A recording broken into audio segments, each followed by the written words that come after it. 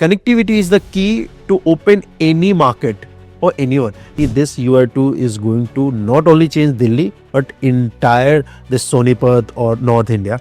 UR2 जो बनाया गया है, this UR2 is a part of Delhi master plan only. क्योंकि ये सिटी भी जहाँ पे हम गुड़गांव बैठे हैं, जिस जगह पे बैठे हैं, ये भी कुछ साल पहले तक डेवलप नहीं थी, लेकिन आज because of the infrastructure, the future, the master plan जो कि लोग डेवलप करते हैं, डेवलपर आए, उन्होंने डेवलप किया और आज फिर ये डेवलप्ड है. सिमिलरली जितनी भी सिटी आप देख रहे हो ना, उसमें भी सेम ही होने वाला है. क्योंकि हम जितना दिल्ली का जो हिस्सा देख रहे हैं, इसका half Delhi only, half Delhi तो स्टिल अभी डेवलप नहीं हुआ है. उस पार्ट को डेवलप करने के नाउ यू हैव UR2, जो कि आप दिल्ली का इसको 3 रोड बोलते हैं, आप बोलते हैं हम और आप, जिसकी मदद से होगा क्या कि दिल्ली का जो ये जो अनटच एरिया जो डेवलप नहीं हुआ है, जैसे आपका नजफगढ़, नरेला, कंझावला, बवाना, मुंडका, रोहिणी, ये एरिया अब डेवलप्ड हो जाएगा. मतलब सरकार एक कमेटी बना रही है जिसमें जितने भी ये जो एरिया हैं, इसमें जो डैमेजेस हुए हैं या जो हो रहे हैं, उनका मेन कारण क्या इंफ्रास्ट्रक्चर है या क्या है, उसकी पूरी रिपोर्ट तैयार की जाएगी. और उसके बाद जो फ्यूचर के जितने भी डेवलपमेंट्स हैं उनको प्लान किया जाएगा. क्योंकि देखो sir, development you can not stop. ये दुर्भाग्य है, एक बंदा जिसने ऑनेस्टी से अपना काम किया है, इतना बेहतर रोड बनाया है, और उसको रिवॉर्ड देने के बजाय उसको कॉन्ट्रैक्ट ही नहीं मिला, तो क्यों अच्छा रोड बनाएगा. UR2 के जो आगे के फेजेस हैं, उनके बारे में कोई अपडेट आप दे सकते हैं हमें? तीनों में से कौन सी माइक्रो मार्केट आपको सोनीपत की पोटेंशियल ज्यादा लगता है, खड़खौदा में या कुंडली में या मेन शहर में? दिल्ली जम्मू कटरा हाईवे, उसका क्या आप मेरे को अपडेट दे सकते हैं आज की डेट में? देहरादून कब हम इसका एक्सपेक्ट करें यार ऑपरेशन होना है? आपको क्या लगता है कि ये NHAI के लेवल का इंफ्रास्ट्रक्चर हमारे शहरों में क्यों नहीं डेवलप हो पाता? तो ये दिल्ली मुंबई एक्सप्रेसवे तो यार गेम चेंजर होने वाला. कब ड्राइव कर पाएंगे आपको लग रहा है हम इसमें? क्या हमें जरूरत है बुलेट ट्रेन की? इंडिया का बेस्ट हाईवे कौन सा रहेगा आने वाले टाइम में? आप कौन से हाईवे के पास सबसे ज्यादा ग्रोथ देख रहे हो?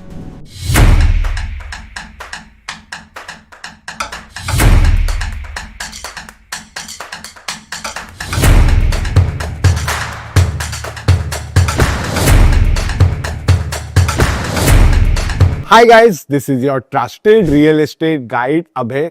और गाइज, आज मैं बहुत ज्यादा एक्साइटेड हूं क्योंकि बहुत दिनों के बाद मैंने अपनी इंटरव्यू पॉडकास्ट सीरीज का नेक्स्ट एपिसोड प्लान किया है. बहुत टाइम से मैंने कोई इंटरव्यू नहीं किया था बिकॉज मुझे लगता था कि जो भी गेस्ट आ रहे हैं वो सब मेरी इंडस्ट्री के ही हैं, मेरे डोमेन के ही हैं, उनके पास जो नॉलेज है वो भी उन्हीं चीजों की है जिसमें मैं ऑलरेडी काम कर रहा हूं.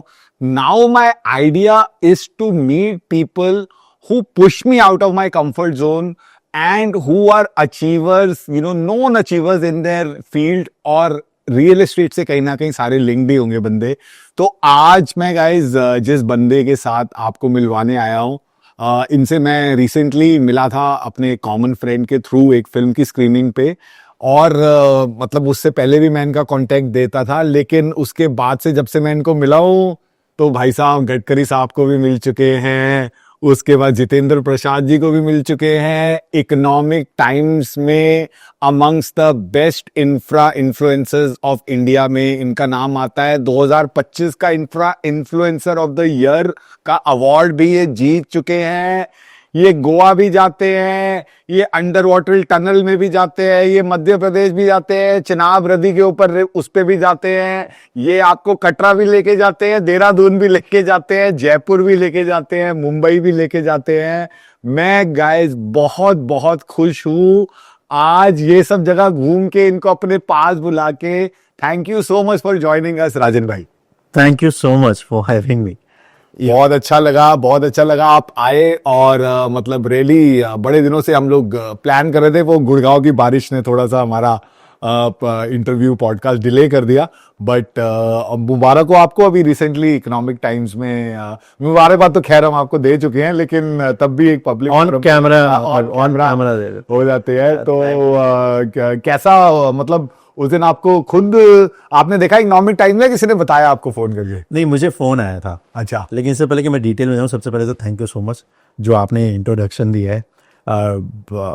सच बताऊं तो वैसे इस पॉडकास्ट पे आना मेरा वैसे बनता था, क्योंकि आपने एक बात बोली थी, तो मैंने कहा नहीं भाई आपके पॉडकास्ट से स्टार्ट करते हैं.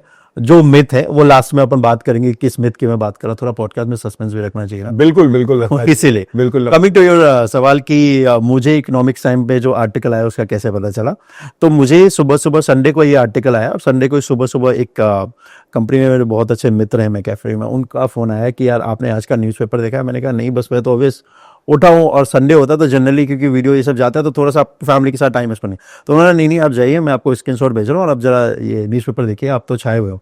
एंड ही सेड कि आपने ये शाहरुख खान की तरह पोज करके आपका फोटो आया, बिकॉज उनके पास वो फिजिकल कॉपी थी, तो फिजिकल कॉपी में यू हैव अ लार्ज, एक पूरे पेज पे जब फोटो आती है, जी जी जी, तो आई विल लाइक कि ठीक है सर। एंड ट्रस्ट मी भाई, मैं आपको बोल रहा हूँ ऑलमोस्ट लाइक 3 and 4 आवर मेरा half of the body was shaking, दिमाग में वर्ड्स आ रहे थे, but what I have to type and what I have to say, because जो फोन बजने लगे और जो मैसेजेस आने लगे, जो डीएम आने लगे इंस्टाग्राम पे या इन सब जगहों पे, it was like overwhelming, trust me. तो इंफ्रा की जर्नी में 2-3 बार ही ऐसा सीन हुआ है कि जब मुझे कुछ ऐसा मतलब लगा कि यार झटका सा लगा हो या अनएक्सपेक्टेड था, उसमें से एक ये था जिसमें जब आर्टिकल आया तो कि जब फोन बजने लगे तब मुझे लगा कि यार कितना बड़ा अचीवमेंट है, या कितना बड़ा ये है जो कि शायद एक्सपीरियंस आप नहीं करते हो, जबकि आप, क्योंकि आप उस लाइफ से आते नहीं हो जहाँ पे मीडिया को आप इतने क्लोजली जानते हो, इम्पैक्ट ऑफ न्यूज़पेपर आप जानते हो कि एक लाइफ कितनी बदल सकती है। बट अभी मैं देख रहा हूँ जो मेरे को मेल्स आ रहे हैं या जो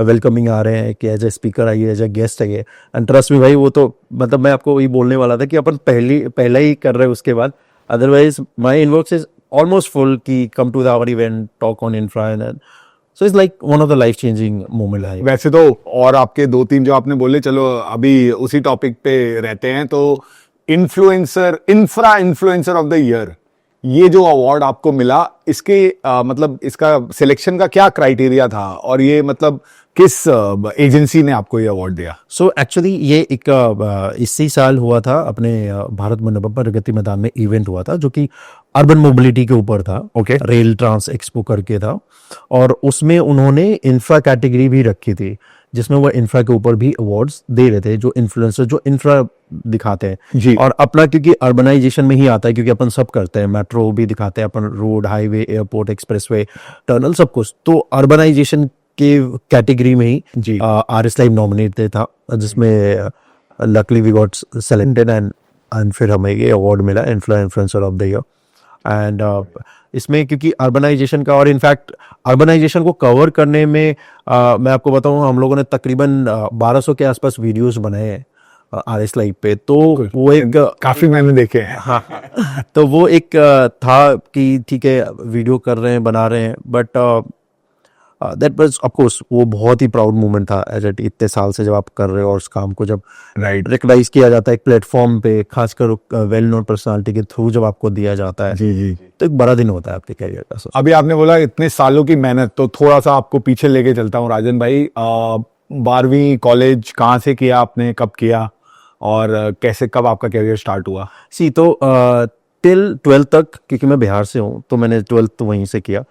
ग्रेजुएशन फिर आके दिल्ली में किया मैंने, यहाँ पे कंप्लीट।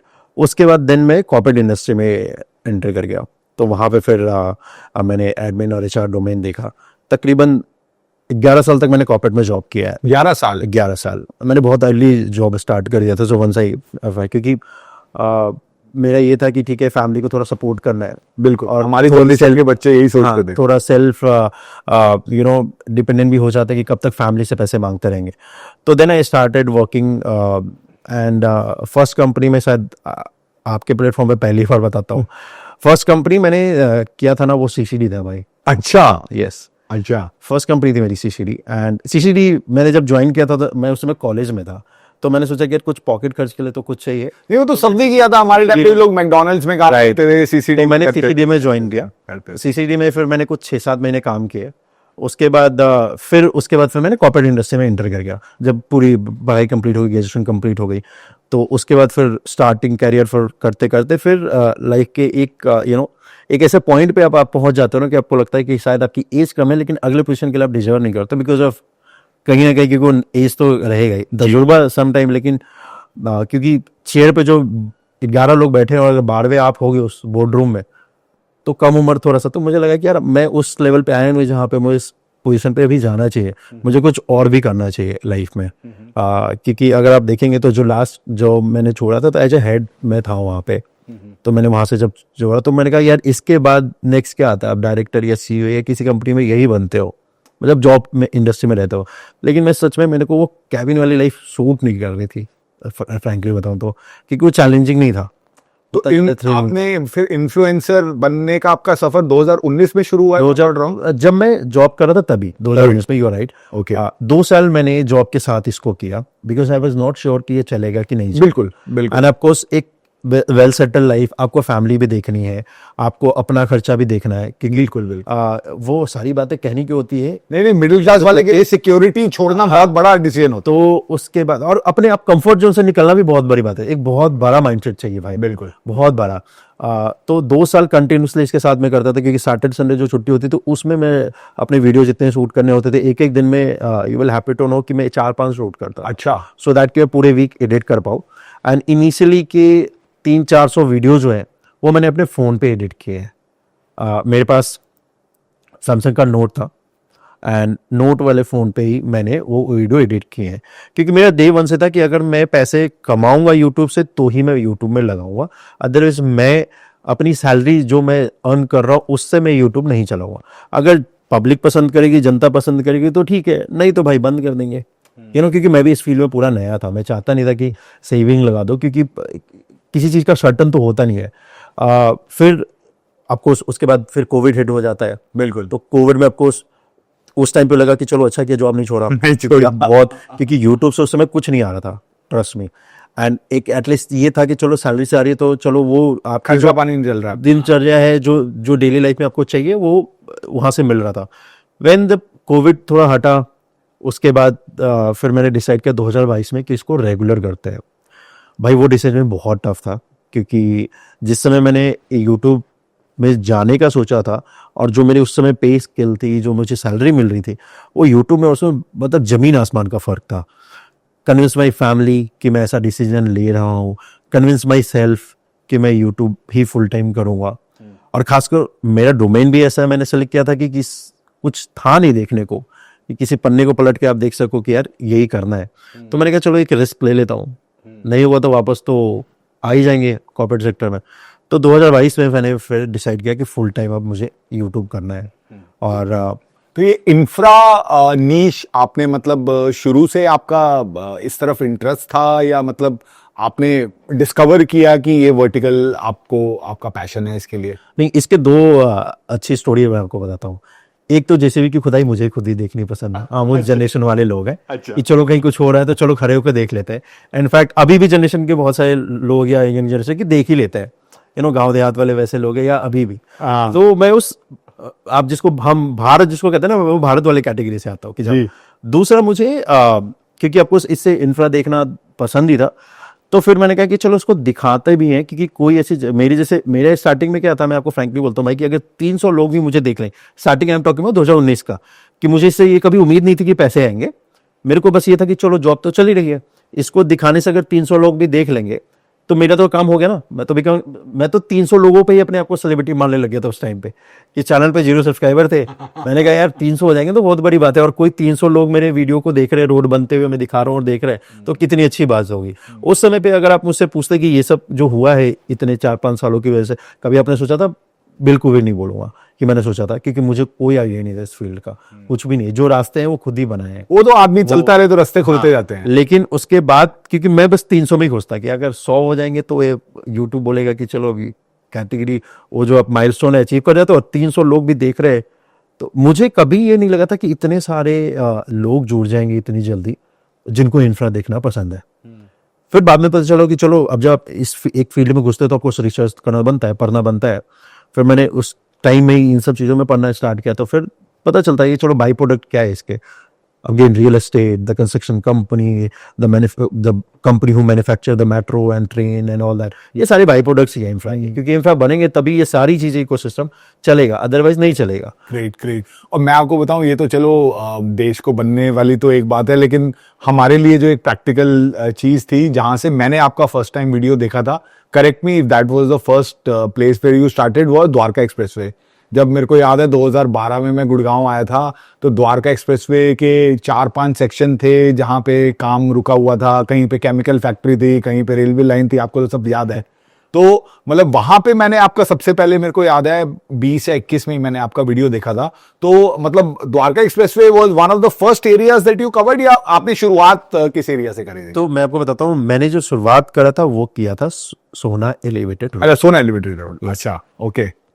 उस प्रोजेक्ट से मैंने सबसे पहले स्टार्ट किया था। नेक्स्ट प्रोजेक्ट मेरा था दिल्ली मुंबई एक्सप्रेस पे। मैं आपको बता दूं कि द्वारका एक्सप्रेस में मैंने सबसे लास्ट में एंट्री मारी थी। अच्छा, हाँ। ओके। कि आपके वीडियोस काफी डिटेल थे द्वारका हाँ, एक्सप्रेस पे। लेकिन बिकॉज आपका वो रिसर्च का वो जो तरीका था, वो नॉर्मली बाकी यूट्यूबर्स का, एटलीस्ट जो कंसल्टेंट थे, वो हमेशा बेचने के हिसाब से वीडियो बनाते थे, तो उनकी वो ग्राउंड कवरेज या उनके पास वो इन डेप्थ इन्फॉर्मेशन नहीं होती थी जो आपके वीडियोस में होती देखो, मेरे को क्या था कि मुझे कुछ सेल नहीं करना है, तो मुझे कुछ पाने और खोने का कोई डर नहीं था उसमें कि मैं उसको एकदम नीस करके बनाऊं या ये बनाऊं। जो मुझे लगता था वो मैं अपने वहां पे चीजें दिखाता था, और अपने जो व्यू पॉइंट्स होते थे वो एक दो बार में बता देता था। क्योंकि अगर आप द्वारका एक्सप्रेस की वीडियो अगर आप देखोगे तो मोस्टली वीडियो में ये बोला था और बोलता भी था कि बॉस ये जगह विल चेंज, और फॉर श्योर चेंज। उन्होंने उसको देख के किया investment, they got a benefit. But मेरे को ये फेयर नहीं था कि मैं रियल एस्टेट से हूं तो मेरे को डर लगेगा कि भाई ये सेक्टर दिखाना है, ये नहीं दिखाना है। मैं तो क्या करता था, ऐसा कोई bias नहीं था। हाँ, मैं तो स्टार्टिंग से एंड तक दिखाता था। भाई उसके पढ़ली नहीं जाता था क्योंकि नाला था। लास्ट में फिर नाले को क्रॉस करके जाना भी शुरू कर दिया मैंने, लेकिन एंड टू एंड एक सेक्शन में पूरा करूंगा, एंड टू एंड एक सेक्शन में दिल्ली में दिखाता था। तो मेरे को ये था कि चलो इसको दिखाते हैं। और ये स्टार्ट कैसे हुआ, क्योंकि एक दिन मैं मुंडका से आ रहा था और जाम लगा हुआ था दिल्ली वाले हिस्से पे, तो मेरे को रास्ते ने दिखाया इधर से जाने का। उस समय कंस्ट्रक्शन स्टार्ट नहीं हुआ था यूईआर का और द्वारका एक्सप्रेसवे का भी। तो वो मुंडका के अंदर अंदर से वो पीछे वाली जो रोड है इंडस्ट्रियल एरिया वाली, जो आज आपकी यूईआर एक्चुअली बन गई, तो उसी रोड से दिखाते दिखाते मैं तो I connected on Dwarka expressway. तो मैंने देखा यार यहाँ पे कुछ सुगवाट हो रही, तो मैंने रुका, कि कंस्ट्रक्शन में तो था ये, तो फिर रुका, मैंने पूछा। और कंस्ट्रक्शन कंपनी जो काम करते, जो टीम काम कर रही थी वहां पे, वो कुछ खुदाई उदाई का काम कर रहे थे। तो मैंने पूछा साहब कि ये क्या क्या होने वाला है? बोला जी द्वारका एक्सप्रेसवे का काम स्टार्ट हो रहा है। तो मैंने कहा अच्छा जी। मैंने कहा ठीक है, इसको कवर करते हैं। सो देन मैंने उसके ऊपर रिसर्च, क्योंकि देखो सर 15-20 मिनट अगर कोई अपनी लाइफ के दे रहा है, 24 घंटे में से मुझे 20 मिनट दे रहा है, मेरी on an average video 20-25 minute की होती है, तो 20 मिनट अगर कोई अपनी लाइफ की मुझे दे रहा है तो वो उतना वर्थ होना चाहिए कि वो बोले कि यार कुछ मजा आ गया और इन्फॉर्मेशन भी मिल गई। तो मैंने इंटरटेनमेंट और इन्फॉर्मेशन दोनों को कोलैब किया कि एजुकेशन भी मिल जाए। अगर किसी को एजुकेशन चाहिए, किसी बच्चे ने ये देखना है कंपटीशन में जाना है या सिविल इंजीनियर कल को बनना है, तो उसको ये पता चल सके कि भाई कितनी गहराई है, कितनी चौड़ाई है, कितनी लंबाई है, क्या इसके फायदे हैं, क्या नुकसान है। सो ये मेरा डे वन से रहा है मोटिव कि अगर कोई अपने लाइफ का इतने इंपॉर्टेंट टाइम में से 20-25 मिनट दे रहा है तो उसको वर्थ वॉचिंग लगना चाहिए। तो उसके लिए बस जो भी वीडियो मैं बनाता हूँ उससे पहले रिसर्च थोड़े, क्योंकि थोड़ा ड्यूरेशन ज़्यादा होता है तो आई ऑलवेज मेक श्योर कि थोड़ा इंटरटेनमेंट भी उसमें होना चाहिए। इट्स नॉट लाइक कि ऐसा लगे कि कोई बस एक कविता पढ़े जा रहा है या कहानी लेक्चर दे रहा है, तो वैसा नहीं होना चाहिए। एक एंटरटेनमेंट के साथ भी पूरी इंफॉर्मेशन उसमें फ्लो होनी चाहिए, जो कि हम और आप नेचुरल भाषा में जैसे बात करते हैं। ऑर्गेनिक जितनी चीज़ें होना उतनी अच्छी है।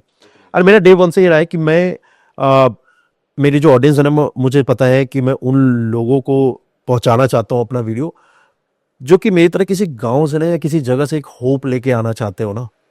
क्योंकि देखो कई लोग मुझे मिलते हैं, भाई ये तो सीढ़ियाँ तो हम जानते हैं, एक्सीलेटर जानते हैं, आप जानते हो इस देश में अभी भी बहुत सारी ऐसी जनता है जिन्होंने शायद अभी तक कदम भी नहीं रखा होगा, कभी मॉल नहीं देखा या कभी लेफ्ट भी नहीं देखा। मैं उस जनरेशन को बताना चाहता हूँ या उसको वो होप देना चाहता हूँ कि अपने देश में ये है, आप बस पढ़ो, आप अपना काम करो और यहाँ तक पहुँचो। क्योंकि उन चीज़ों में मत जाओ कि अपने देश में कुछ भी नहीं हो रहा है या कुछ नहीं है। क्योंकि ये स्टार्ट भी किया था तो यही मोटिव था, क्योंकि देखोगे तो अपने देश में कुछ नहीं है, अपने देश में कुछ नहीं है। बट ऐसा नहीं है, इस देश में ऐसी भी चीज़ें हैं ना जो शायद हमें और आप तक पहुँचती नहीं है, लेकिन एग्जिस्ट जरूर करती है। वो वही एक प्लेटफॉर्म है, वही एक माध्यम है आरएस लाइव का दिखाने का। और इंफ्रास्ट्रक्चर तो हर किसी को कनेक्ट करता है सर, चाहे वो रियल एस्टेट का बंदा हो या कहीं का भी बंदा हो, चाहे वो ऑफिस जाने वाला बंदा हो, उसको भी रियल एस्टेट कनेक्ट करता है। तो I just giving the hope कि बॉस अच्छे से पढ़ो, उस सिटी से निकलो, शहर तुम चुनो, लेकिन देश अपना बेस्ट है भाई, इस देश में सब कुछ है। बहुत बढ़िया बहुत बढ़िया। तो इसी टॉपिक पे अगर हम थोड़ा सा आपसे और समझना चाहें कि आपका क्या साइंस बैकग्राउंड है, मतलब आप सिविल इंजीनियरिंग या जिस तरीके से आप टेक्निकल बातें करते हैं, is that just something that you learn over the years, मतलब या आपका साइंस बैकग्राउंड है? नहीं, मेरा बैकग्राउंड ऐसे साइंस और मैथ का ही है, लेकिन मेरे सिविल का कहीं से भी कोई बैकग्राउंड नहीं है सर। मैंने ओवर द ईयर ये सब कुछ खुद से सीखा है, पढ़ा है, क्योंकि ऑफकोर्स अगर किसी चीज़ में जाना है तो आप अगर एक्सपर्ट नहीं हो तो आपको बनना पड़ेगा, अगर आपको उस प्लेटफॉर्म पे रहना है तो। और वही मैंने किया है। तो जस्ट लाइक कि एलन मस्क ने वैसे कोई डिग्री नहीं ली है रॉकेट्स बनाने के, बट स्टडी टू मच कि उसको पता चल गया। तो मेरे पास में आई एम ब्लेस्ड, क्योंकि मैं ग्राउंड पे जाता हूँ। तो जब आप किसी ग्राउंड पे जाके चीज़ें करते हो ना, तो आपको सामने से ही दो चीज़ें बता दी जाती है कि राजन भाई ये ऐसे नहीं, ऐसे होता है। फिर मैं जब भी वीडियो बनाने जाता हूँ, वैसे वीडियो आप अगर देखोगे तो मेरे 20-25 मिनट का होता है, 30-40 मिनट की वो एक्चुअल शूट होती है, जिसमें से हम एडिट करके 20-25 मिनट डालते हैं। लेकिन उसमें से अगर आप मेरा टाइम पूछेंगे कि मुझे कितना लगता है, तो शायद उस 40 मिनट के वीडियो को बनाने के लिए 3-4 घंटे में उस जगह पे देता हूँ। क्यों? क्योंकि आपको जब शूट करने के बाद भी तो सामने वाले बंदे से मुझे बात करनी है। बात इसलिए करनी है क्योंकि मुझे इन्फॉर्मेशन मिलेगी। इन्फॉर्मेशन मिलेगी तो मेरी नॉलेज बढ़ेगी, क्योंकि वो सामने वाला जो बंदा है वो इंजीनियर है, उसने पढ़ाई करी है इस चीज़ की, उसके पास मेरे से ज़्यादा नॉलेज है इस फील्ड की। तो जब मैं उसके साथ टाइम स्पेंड करूंगा, जब मैं जानूंगा, चाहे वो लेबर ही क्यों ना हो, उसके पास भी मेरे से ज़्यादा एक्सपीरियंस है इस फील्ड का, राइट? कि सरिया कैसे लगाते हैं, कैसे लोड करते हैं, कब लिफ्ट करते हैं, कब अनलिफ्ट करते हैं। और सारी चीज़ें बुके में भी नहीं लिखी जाती है, कुछ चीज़ें आपको ग्राउंड पे ही जाके पता चलती है। तो इसलिए मेरे पास ये नॉलेज है, क्योंकि मैं ग्राउंड पे लोगों के साथ जाता हूँ, रहता हूँ, वीडियो बनाता हूँ। और मैं मानता हूँ कि यही शायद एक प्लस पॉइंट है मेरे इस काम का, कि जहाँ पे मुझे सीखने को हर दिन कुछ ना कुछ मिलता है। राइट। एक चीज मैं आपको बताऊं राजन भाई, जो हम लोग कई बार स्ट्रगल करते हैं शूट करने के लिए परमिशंस, कि आप मान लो आप किसी मेट्रो के अंडर कंस्ट्रक्शन में जा रहे हो, आप आरआरटीएस में जा रहे हो, आप बुलेट ट्रेन कवर कर रहे हो, तो मतलब is it very easy to get access to these places, मतलब या उसके लिए भी कुछ आदमी के 2-4 कॉन्टैक्ट्स होने चाहिए, या मतलब या कोई परवाह नहीं करता, अगर आप जाके कवर कर रहे हो तो आपको मतलब एज सच, मतलब ऐसी जगह पे शूट करने के लिए लॉजिस्टिकली परमिशन वगैरह काफी चाहिए होती है? देखिए, मैं आपको बताता हूँ, वैसे तो परमिशन अगर आप किसी चीज़ को कर रहे हैं तो ऑफिशियली आपको तो चाहिए होती है, क्योंकि किसी कंटेंट को डाल रहे हैं तो उस जगह पे आपको परमिशन चाहिए, और हमें भी चाहिए होती है। बट द पॉइंट इज कि कई लोग ये सवाल पूछते हैं कि हम आपको अलाउड है, मुझे क्यों नहीं है। ये बहुत सारे सवाल मेरे पास क्रिएटर्स के भी आते हैं। तो मैं ये बोलता हूँ कि देखो, इसलिए नहीं है कि मैं एक क्रिएटर हूँ इसलिए शायद मिला, या मैं आरएस लाइव हूँ, इट्स बिकॉज ऑफ कि शायद अब मेरे उतने नेटवर्क्स हैं, क्योंकि मैं ओवर द पीरियड 6-7 साल से ये काम कर रहा हूँ, तो मेरे पास इतने नेटवर्क। उन्हें क्यों नहीं मिलता, मैं उसका कारण, क्योंकि सबसे पहली बात यह है कि, या किसी और को क्यों नहीं मिलता, safety is the biggest reason. क्योंकि कभी आप इंफ्रास्ट्रक्चर साइड पे जाते हैं नजर, तो वो नॉर्मल साइट जैसा नहीं होता है, उसमें बहुत हेवी मशीनरी, बहुत सारी चीजें चल रही होती है। तो कोई पहली बार अगर कंस्ट्रक्शन साइट पे जाएगा, जिसका कोई लेना देना नहीं कंस्ट्रक्शन साइट का ना, वो अपने आप को हर्ट कर बैठेगा। बिल्कुल, रियल एस्टेट में भी अंडर, क्योंकि अगर उसने सेफ्टी शूज, ऑफकोर्स कोई कहाँ पहनेगा, रोजमर्रा की जिंदगी में किसी ने सेफ्टी शूज तो कोई पहनता नहीं है जो सिविल में। लेकिन अगर आपके पैर में चोट लगी तो सोचो, वहां पे जो मटेरियल्स होते हैं इतने हेवी होते हैं, it will damage your leg also. और मे बी अगर आप बस, कई जगह आपको लगेगा कि स्टील प्लेट रखा है, लेकिन आपको पता नहीं स्टील प्लेट के नीचे 70 फीट गहरा गड्ढा खोद रखा है, क्योंकि पिलर डालना है जमीन के नीचे। तो इसीलिए कंस्ट्रक्शन साइट पे अलाउड नहीं होता है। जब आप परमिशन लेके जाते हो तो उसमें क्या होता है, साथ में एक सेफ्टी बंदा होता है आपको, जिसको सेफ्टी इंचार्ज बोलते हैं। हर कंस्ट्रक्शन साइट पे आपको ये मिलेगा, सेफ्टी टीम जिसकी होती है, जिनका काम ही होता है कि जो टीम वहां पे काम कर रही है, जो भी है उस साइट पे अवेलेबल, उनको सेफ्टी प्रोवाइड करना, उनकी सेफ्टी मेक श्योर करना। तो कभी भी आप मेरा कंस्ट्रक्शन साइट की वीडियो देखोगे तो आप देखना मेरे पे वो हेलमेट होता है, फिर जैकेट्स होता है, रिफ्लेक्टर्स, कि पता नहीं ना कहीं कंस्ट्रक्शन चल रहा है, आप अंडरग्राउंड और लाइट कट गई, who going to find you. Plus आप जब डायरेक्ट वे, जब प्रोटोकॉल या आप जो बोलते हैं कि प्रोसेस के थ्रू जाते, एंट्री होती है रजिस्टर में प्रॉपर, कि ये बंदा एंटर किया है, ये उसका आईडी कार्ड नंबर है, टोकन भी आपको मिलता है। जब अंडरग्राउंड टनल में आप जाते हो ना, तो आपका नंबर एक मिलता है आपको, बैच नंबर भी, ताकि उनको पता होना चाहिए कल को कोई इमरजेंसी होगी ना टनल में, तो इतने लोग इंटर किए, इतने लोग हमें बाहर भी निकालना है। सो ये मेन रीजन होता है कंस्ट्रक्शन साइट पे मोस्टली लोगों को जो अलाउ नहीं किया जाता है, वो सबसे बड़ा रीजन यही है, सेफ्टी इज द कंसर्न, और उन्हीं की safety, not the project safety. की प्रोजेक्ट को कुछ डैमेज नहीं होगा, लेकिन उस बंदे को ज्यादा डैमेज हो जाएगा, क्योंकि प्रोजेक्ट पे तो आप देखोगे इतने मोटे मोटे सरिये होते हैं। राइट। वैसे राजन भाई, हम लोग शाम तक रात तक बैठ के बात कर सकते हैं, हमारे पास इतनी बातें हैं करने की, बट थोड़ा सा कुछ चीजें हैं जो आई एम श्योर लोग जानना चाहते हैं, उन टॉपिक्स पे भी आते हैं। अभी सबसे पहले तो आई थिंक नेचुरली हम लोग स्टार्ट करते हैं UER-2 से। जिस UER-2 को आपने बहुत ही एक्सटेंसिवली, बहुत डिटेल में, और बहुत नॉलेज है आपको UER-2 की। और UER-2 से रिलेटेड दो चीजें और आती हैं राजन भाई। एक आता है आपका दिल्ली का master plan, L zone, R zone, Najafgarh का एरिया। फिर उसके बाद आपका आता है जी सोनीपत का एरिया। ठीक है, सोनीपत में भी मुझे पता है आप कुछ कुछ इंटरेस्ट रखते हैं। तो UER-2 जितना अभी ओपन हुआ है, मतलब हरियाणा, पंजाब, हिमाचल वालों को, खासकर जिनको एयरपोर्ट जाना है, उनके लिए तो इससे अच्छा कुछ हो नहीं सकता था। राइट। UER-2, आई थिंक आपने सही बोला कि जिस दिन से वो बन रहा है, इनफैक्ट फर्स्ट वीडियो मैंने उसका डाला था जब UER-2 की पहली आपको इंटरनेट पे उसकी वीडियो मिलेगी, जो मैंने पहला वीडियो डाला था। और तब से लेके कंटिन्यूसली बिफोर इनोग्रेशन होने से पहले तक मैंने इसका वीडियो पोस्ट किया है। तो तकरीबन 3-4 साल, जितने साल वो कंस्ट्रक्शन हुआ है, मैंने उसकी पूरी जर्नी दिखाई है, ये कैसे ये कंस्ट्रक्ट हुआ है। ड्यूरिंग कंस्ट्रक्शन भी मैं बोलता था कि this UER-2 is going to not only change Delhi but entire this Sonipat और नॉर्थ इंडिया, बिकॉज वो जो ट्रैफिक का जो फ्लो है ना, जो खासकर जो NRI कम्युनिटी जो ट्रैवल करती है जब पंजाब और हरियाणा के उस रीजन से एयरपोर्ट आने के लिए, राइट, तो उनका बहुत टाइम सेव हो जाएगा। प्लस मैं आपको बता दूं कि UER-2 जो बनाया गया है, this UER-2 is a part of Delhi master plan only. And similarly UER-2 के UER-1 भी बनना है, फिर UER-3 भी बनना है। Is this all propose because of the Delhi master plan, क्योंकि सी आपने दिल्ली मास्टर प्लान को भी हम बोलते हैं रिंग रोड 3 दिल्ली का। रिंग रोड 1 बनने के बाद दिल्ली का आप पूरा नक्शा देखिए, जब बना था, जब पहली रिंग रोड, जब पहली रिंग रोड बनी थी, जो के वाले जो आपके जो ऐसे पूरी जाती है, जो एम्स को जब करने था, फिर आपकी बनी ring road 2, outer ring road जिसको हम आप बोलते हैं, जिसको रिंग रोड 2 भी बोलते हैं, जो पूरे बुरारी इन सबों को बाईपास करते। जब वो बना था तो हम और आप बुरारी जाने की सोच भी नहीं सकते थे, राइट, हम बात भी नहीं करते थे। लेकिन फिर उस जगह का अभी डेवलपमेंट आप देखिए। Similarly this came because of to develop that area जो कि मास्टर प्लान के अंदर आ रहा है, जो दिल्ली का रिमेनिंग पार्ट बच जाता है। क्योंकि हम जितना दिल्ली का जो हिस्सा देख रहे हैं, इसे half Delhi only, half Delhi तो स्टिल अभी डेवलप नहीं हुआ है।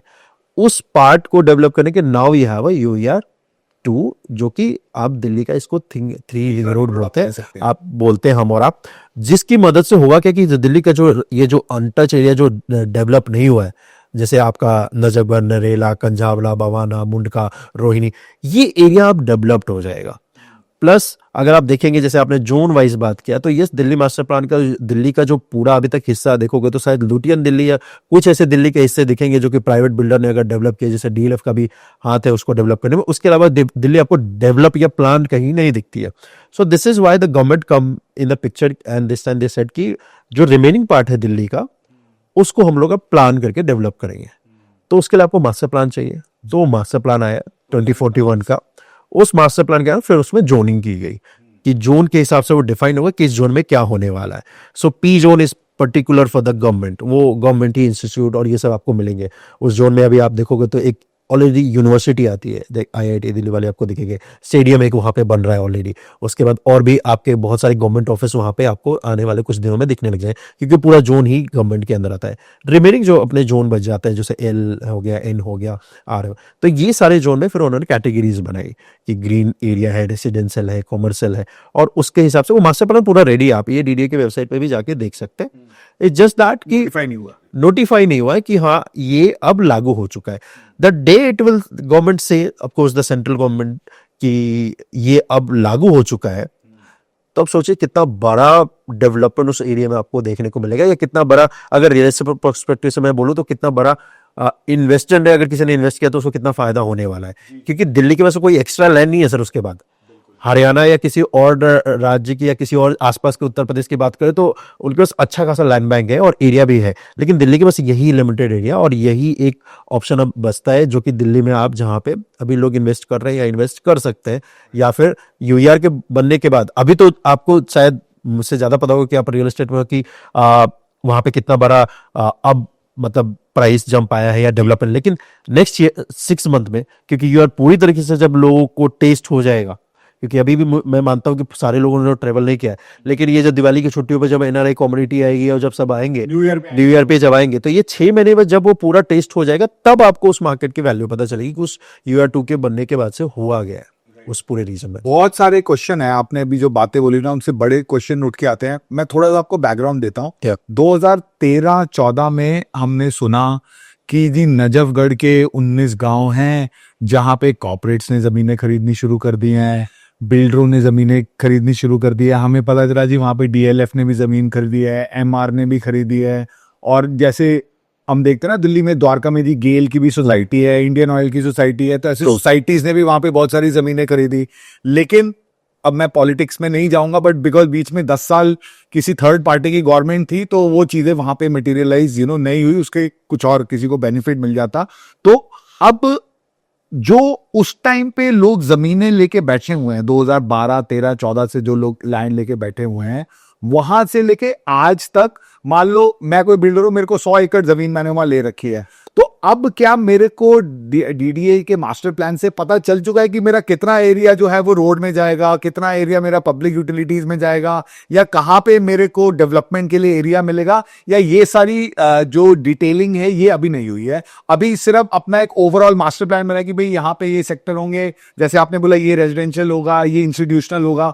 तो जो लोग वहां पे लैंड लेके बैठे हुए हैं, मतलब मैं एक रियलिस्टिक पर्सपेक्टिव से ऑफ कोर्स आपसे पूछ रहा हूं, तो वहां पे मतलब आपको क्या लगता है कि कब तक मास्टर प्लान नोटिफाई होगा, और कब तक वहां पे आप देखोगे कि कुछ अनाउंसमेंट्स या कुछ सॉफ्ट लॉन्चेस छोरी चिप्पे वहां पे स्टार्ट हो जाएंगे?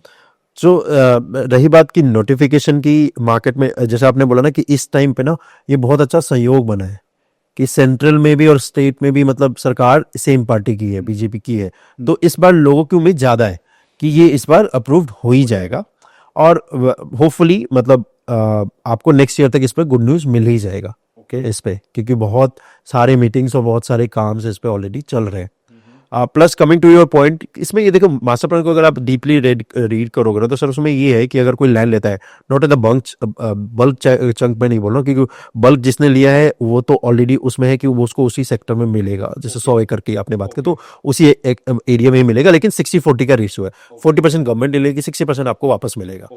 जो छोटा किसी ने लिया है तो उसमें यह है कि जब वो सेक्टर बनेगा फॉर एग्जाम्पल, तो उसमें आपको फिर अभी जो आपका लैंड का जो आपको ये है जो लैंड है उसका 40% पार्ट आपको मिल जाएगा, लेकिन उसी सेक्टर में मिलेगा ऑन रोड पे।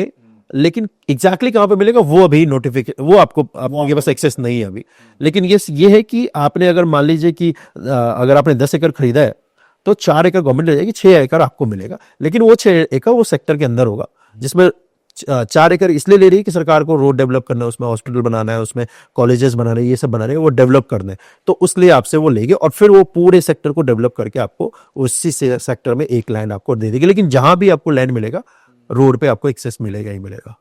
जैसे हो सकता है अभी किसी की लैंड हो जो बीच में हो, लेकिन उसके पास रोड नहीं है क्योंकि खेती है ना अभी तो, लेकिन उससे जब भी सरकार लेगी तो उसको भी रोड पे ही जमीन मिलेगा, उसको भी वो रोड का एक्सेस मिलेगा ही मिलेगा। ओके, मेरे को कोई कह रहा था राजन भाई कि जैसे हम इधर जाते हैं ना आश्रम न्यू फ्रेंड्स कॉलोनी या सराय काले खां से लेके आगे ISBT तक जितना एरिया हम देखते हैं दिल्ली का, उतना एरिया अभी इस साइड पे खाली पड़ा हुआ है। मतलब एक जितनी दिल्ली हम उधर देख रहे हैं उतनी ही दिल्ली यहाँ पे अभी और बन सकती है। यहाँ पे मतलब इतना ज्यादा एरिया स्टार्टिंग फ्रॉम द्वारका, जहां से आपका UR2 स्टार्ट हो रहा है एक तरीके से, वहां से मुंडका या रोहिणी सेक्टर 37 तक, मतलब कहने को तो मतलब फिर इस हिसाब से बहुत ज्यादा लैंड है। मतलब दिल्ली में कि अगले 10-20 साल बहुत सारी डेवलपमेंट आती रहेगी। और आपको क्या लगता है कि ये थोड़ा द्वारका टाइप की, जैसे द्वारका एक सब सिटी बनी, इस टाइप की एक सब सिटी बनेगी या बहुत सारी मल्टीपल सब सिटी बनेगी? सो इसको एक्चुअली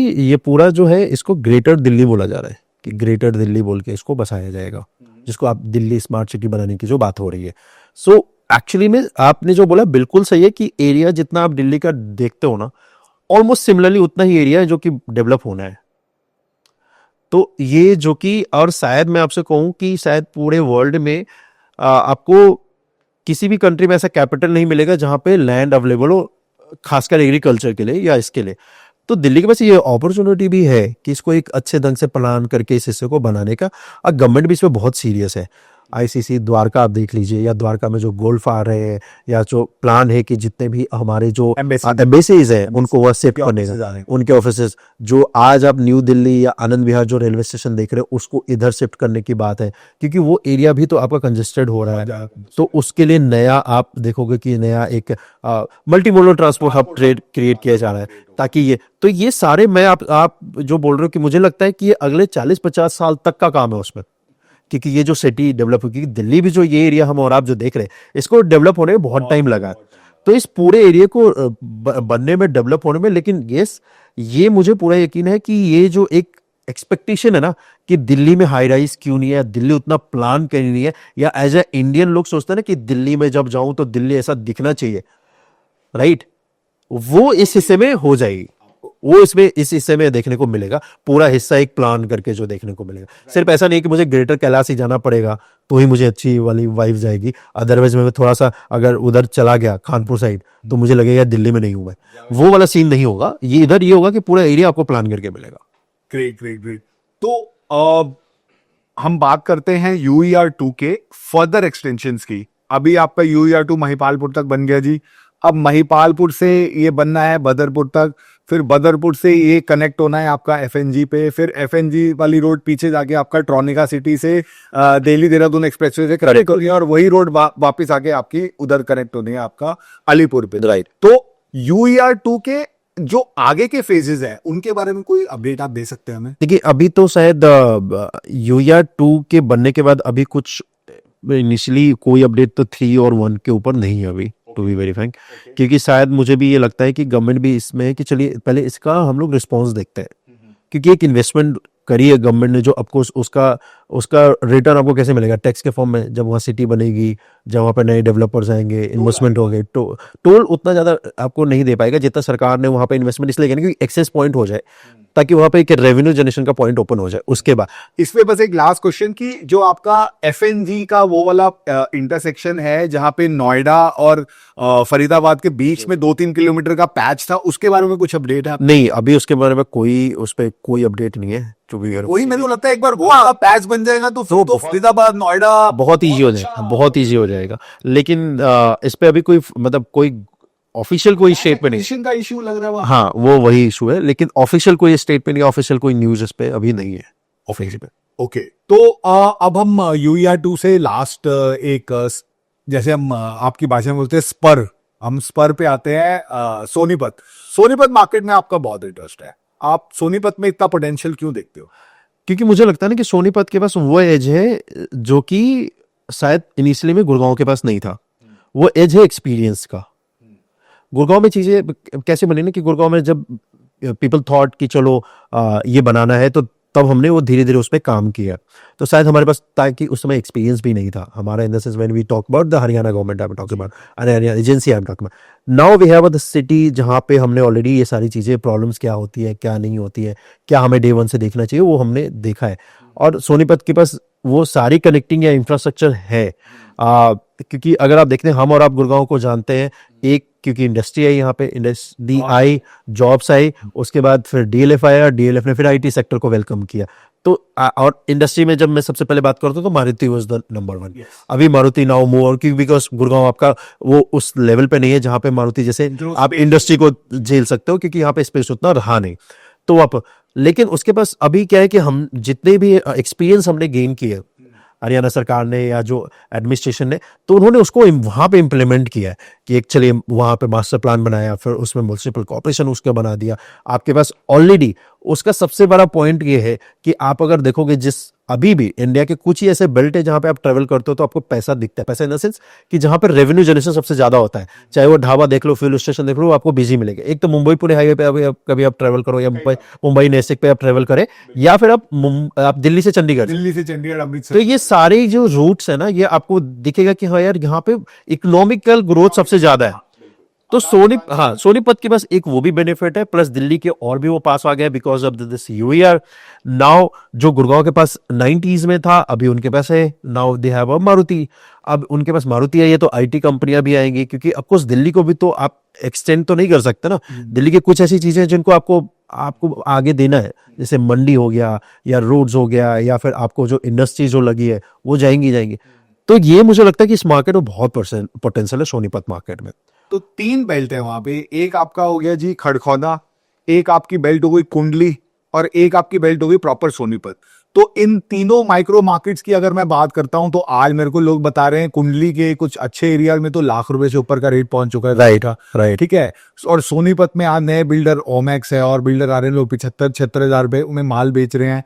और मेरे एक रोहिणी में रहने वाले दोस्त ने बोला कि भाई रोहिणी में सेक्टर 18 से 36 वाला जो एरिया है उसमें से आधे सेक्टरों में तो अभी बसावट ही नहीं है, वहां पर भी 1.5-2 लाख रुपए गज के रेट हो रखे हैं।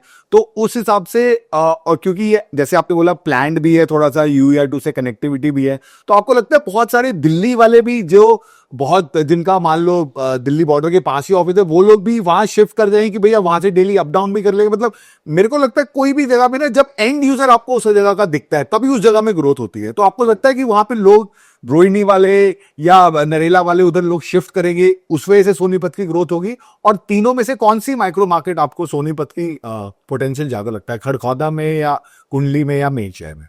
देखो मैं आपको बताता हूँ, अभी अगर आप पर्सपेक्टिव में देखो तो तीनों अलग अलग लगता है, लेकिन मेरे को वो तीनों एक टाइम पे एक ही लगेगा। मैं आपको बता दूं, जैसे गुड़गांव में ही आप मानेसर कंसिडर करते हो, सोना को भी आप कंसिडर करते हो ना, because of the Gurgaon and because similarly because of the Sonipat region या कुंडली या मानेसर, ये जो अपना सॉरी खड़खौदा वाला जो रीजन है, ये आपको एक ही मिलेगा क्योंकि ये तीनों सिस्टम इकोसिस्टम एक साथ मिले हुए हैं।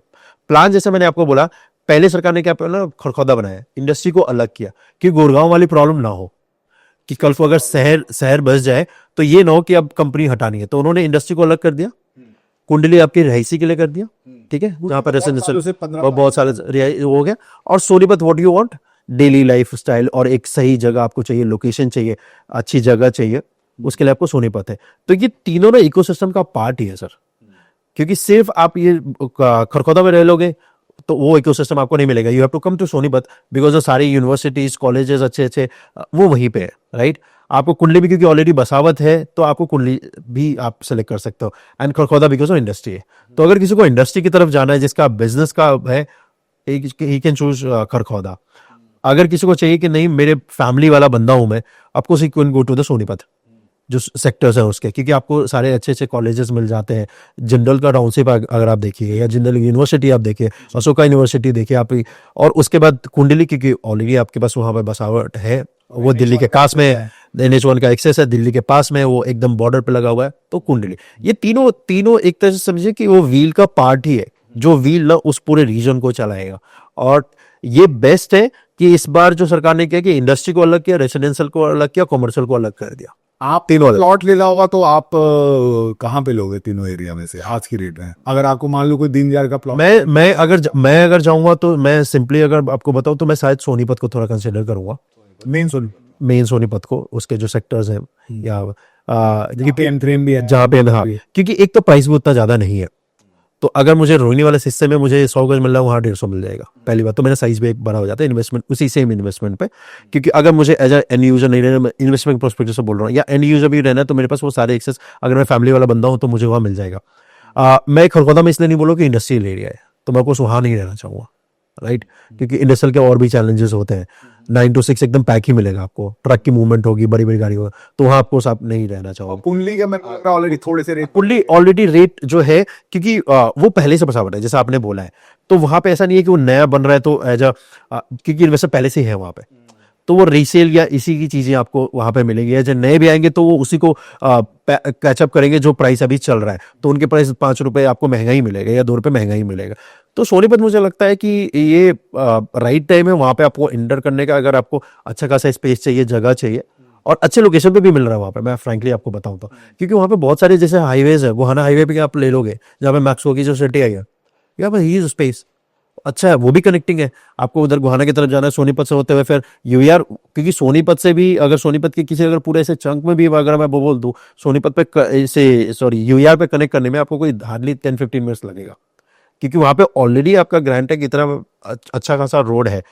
प्लस जब RRTS बनेगा उसका भी बेनिफिट उसको मिलेगा ही मिलेगा ऑफ कोर्स, क्योंकि और प्लस अगर RDS का पानीपत की प्लांट है, हाँ जो आगे करनाल तक प्लान है करनाल तक प्लांट तो मेट्रो है, वो RRTS है। नहीं दैट इज आरटीएस। अच्छा दैट इज आरटीएस 160 किलोमीटर प्रति घंटे के स्पीड से चले, जैसे मेरठ वाले ये सेम RRTS पे भी हम आएंगे। वो सेम। तो अब यहाँ पे मतलब ना अब सोनीपत तो सोनीपत के पास एक क्लोजिंग करता हूँ कि अगर कोई फर्स्ट टाइम बायर है तो और अगर उसको अच्छा खासा मतलब अगर फर्स्ट टाइम इन्वेस्टमेंट अगर वो कर, I say suggest him to enter into Sonipat.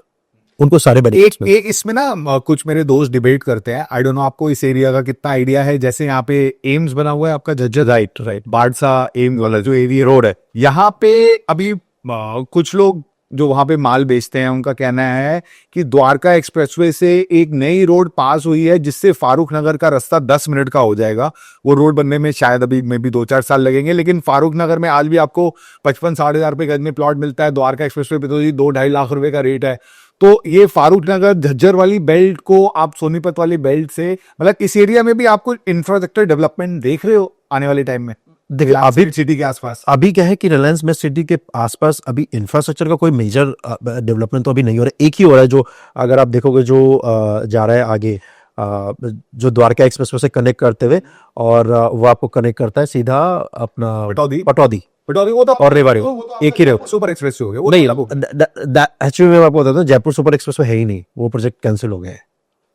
हाँ अच्छा हाँ वो प्रोजेक्ट कैंसिल हो गया तो there is no Jaipur super expressway. ये तो यहाँ पर द्वारका एक्सप्रेस ये तो दिखाता है स्ट्रेट जयपुर। हाँ लेकिन एक्चुअली ये जो रोड बन रहा है ना ये सिर्फ आपका रेवाड़ी तक जाएगा। ये जो द्वारका एक्सप्रेसवे है तो अभी फारूक नगर को कनेक्ट करेंगे, फ्यूचर में ये आपका एक रोड हो जाएगा जो कि अच्छा खासा आपको कनेक्ट करेगा। नहीं तो गडकरी जी ने तो बोला जयपुर आप 2.5 घंटे में दिल्ली से पहुंच जाओगे, तो वो रेवाड़ी वाले रास्ते से ही एक्चुअली क्या था मैं आपको बताता हूँ, due to the land acquisition इस प्रोजेक्ट को कैंसिल करके अभी आप इसी से जाओगे, इस वाले से जिससे अभी जाते हैं नहीं दिल्ली मुंबई एक्सप्रेस। दिल्ली मुंबई एक्सप्रेसवे और दिल्ली मुंबई एक्सप्रेसवे का जो जयपुर वाला पार्ट ये रेडी उसमें नया उन्होंने हाँ वो रेडी है, वो कभी भी इनोग्रेट हो जाएगा। तो then actually you can travel in 2.5 hour. Okay okay अच्छा ये वाला तो ये वाला ये बस रेवाड़ी तक है। अच्छा ये आपका because due to the land acquisition वो नहीं हो प्रॉपर हो पाया। गाइस ये सब बातें हैं जो आपको ना क्या कहते हैं हमने इसीलिए इतने एक्सपर्ट को बताया, क्योंकि ये सब चीजें जो चीजें अनाउंस होने के बाद नहीं होती ना वो आपको कोई नहीं बताता इसीलिए लोग अभी भी हम वो सुपर एक्सप्रेसवे को बेचे जा रहे हैं। तो अच्छा हुआ, थैंक यू सो मच, आपने ये हमारा एक डाउट क्लियर कर दिया। अब आगे बढ़ते हैं, 2-3 इंपॉर्टेंट यहाँ पे हमारे टॉपिक हैं। सबसे पहले तो दिल्ली जम्मू कटरा हाईवे जो अगेन आपने बहुत ही एक्सटेंसिवली कवर किया है। मेरा उस एरिया में पर्सनल इंटरेस्ट है, मैं भी पंजाबी हूँ, मेरा अपना नान के अमृतसर है। तो कोविड में तो हम लोग गाड़ी से ही जाते थे, उस टाइम ट्रेन फ्लाइट सब बंद थी। तो उसका क्या आप मेरे को अपडेट दे सकते हैं आज की डेट में कि यहाँ से मतलब ना फॉर एग्जांपल अगर मैं लुधियाना तक या जलंधर तक की बात करूं तो कितना एरिया बन गया है और आगे जम्मू तक हम टोटल कब तक पूरा एक्सपेक्ट कर सकते हैं? जो ये दिल्ली में से कटरा एक्सप्रेस पे इसका कटरा वाले पार्ट का तो मैंने लास्ट मंथ ही अपडेट दिया था। जो कटरा वाला पार्ट है इंटायर मतलब पूरा कटरा का जो रीजन है जिसमें जम्मू भी आता है और कटरा रीजन भी आता है, और पंजाब मैंने उसके लास्ट मंथ दिया था कि पंजाब में कितना काम हुआ है। कमिंग टू क्योंकि ये 3 स्टेट है इसके अंदर आते हैं, तो हरियाणा की पहले बात करें तो हरियाणा वाला पूरा पार्ट रेडी है। सिर्फ हरियाणा का जहां से स्टार्ट होता है सर जो केएमपी एक्सप्रेस वे, तो वहां पर बस इंटरचेंज का काम रह रहा है।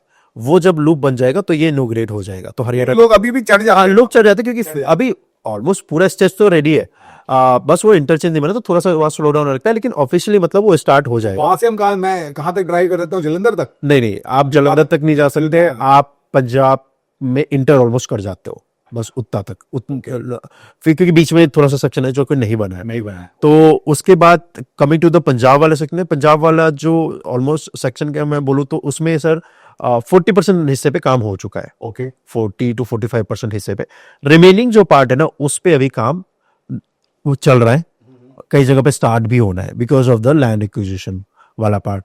तो एक बार लैंड एक्विजिशन हो जाता तो फिर I can give you the time, क्योंकि कंस्ट्रक्शन कंपनी को ज्यादा नहीं 1-2 साल लगते हैं। बट लैंड एक्विजिशन एक बड़ा चैलेंज है उस पैच में। तो जैसे में भी आप कह रहे हो काफी हद तक हो गया लैंड। हाँ जैसे आप जलंधर वाले पार्ट तक जब वंस यू क्रॉस जलंधर के बाद नकोदर और जो आगे का जो हिस्सा है तो उस वाले बहुत सारे रीजन आपको मिलेंगे जहाँ पे अभी भी जमीन मिली ही नहीं है। तो कंपनी ने क्या है जितना हिस्सा मिला है उतने पे कंस्ट्रक्ट कर दिया, जो नहीं मिला छोड़ के फिर आगे वाले पे किया, फिर उसके बाद तो ये इसमें टाइम लगे। अब 2 साल लग जाए या 3 साल लग जाए, क्योंकि ये गवर्नमेंट और फार्मर के बीच की बात है. कमिंग टू जम्मू वाले रीजन पे, तो जम्मू वाला जो रीजन है, आई एम 100% श्योर कि नेक्स्ट ईयर तक आपको मिल जाएगा वो रीजन. इसमें एक छोटा सा साइड नोट मैं आता हूँ. अभी जैसे फ्लैश फ्लड आए और जैसे आपको पता है इस बार बारिशों में कैसे बाढ़ों में नुकसान हुए, तो एक एनवायरमेंटलिस्ट का कहना है राजन भाई कि हम लोग अपनी कनेक्टिविटी इम्प्रूव करने के लिए जो नेचर को बहुत ज़्यादा नुकसान पहुंचा रहे हैं. कोई आपका व्यू इस बारे में? देखिए, इस पे ना कुछ दिन पहले मैंने ये बात उठाई हुई थी, और इस पे गवर्नमेंट भी उतना ही सीरियस है, और इसी वजह से एक और नया डिवीजन या वेंचर आप बोल लीजिए, जिसपे एक मतलब सरकार एक कमेटी बना रही है, जिसमें जितने भी ये जो एरिया हैं, इसमें जो डैमेजेस हुए हैं या जो हो रहे हैं, उनका मेन कारण क्या इंफ्रास्ट्रक्चर है या क्या है, उसकी पूरी रिपोर्ट तैयार की जाएगी. और उसके बाद जो फ्यूचर के जितने भी डेवलपमेंट्स हैं उनको प्लान किया जाएगा. क्योंकि देखो sir, development you can not stop, क्योंकि वो करना ही पड़ेगा. This is need of hour. क्योंकि अगर आपको वर्ल्ड में, अगर आपको दूसरे तीसरे नंबर 1 पोजीशन पे जाना, तो आपको ऐसा नहीं है कि सिर्फ दिल्ली रीजन को डेवलप करना पड़ेगा या सोनीपत को, आपको पूरे इंडिया को डेवलप करना पड़ेगा. तो इसी वजह से आप उस रीजन को डेवलप करना मतलब आपकी एक टाइम पे मजबूरी हो जाएगी.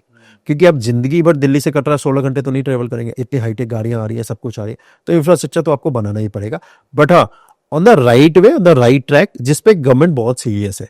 अभी मेरी, जैसे आपने कहा कि जितेंद्र सिंह जी से मिली थी, तो वो साइंस और टेक्नोलॉजी उन्हीं के अंदर आता है स्पेस, तो उन्होंने मुझे बताया कि गवर्नमेंट इज वेरी सीरियस. और होपफुली हमारे RS लाइव चैनल पे भी आपको इसके रिलेटेड भी आपको बहुत सारी इंफॉर्मेटिव वीडियो देखने को मिलेगा. I look forward to it. I look forward to Thank you. तो अच्छा, इसके बाद एक और जो मेरे बचपन की जगह है देहरादून.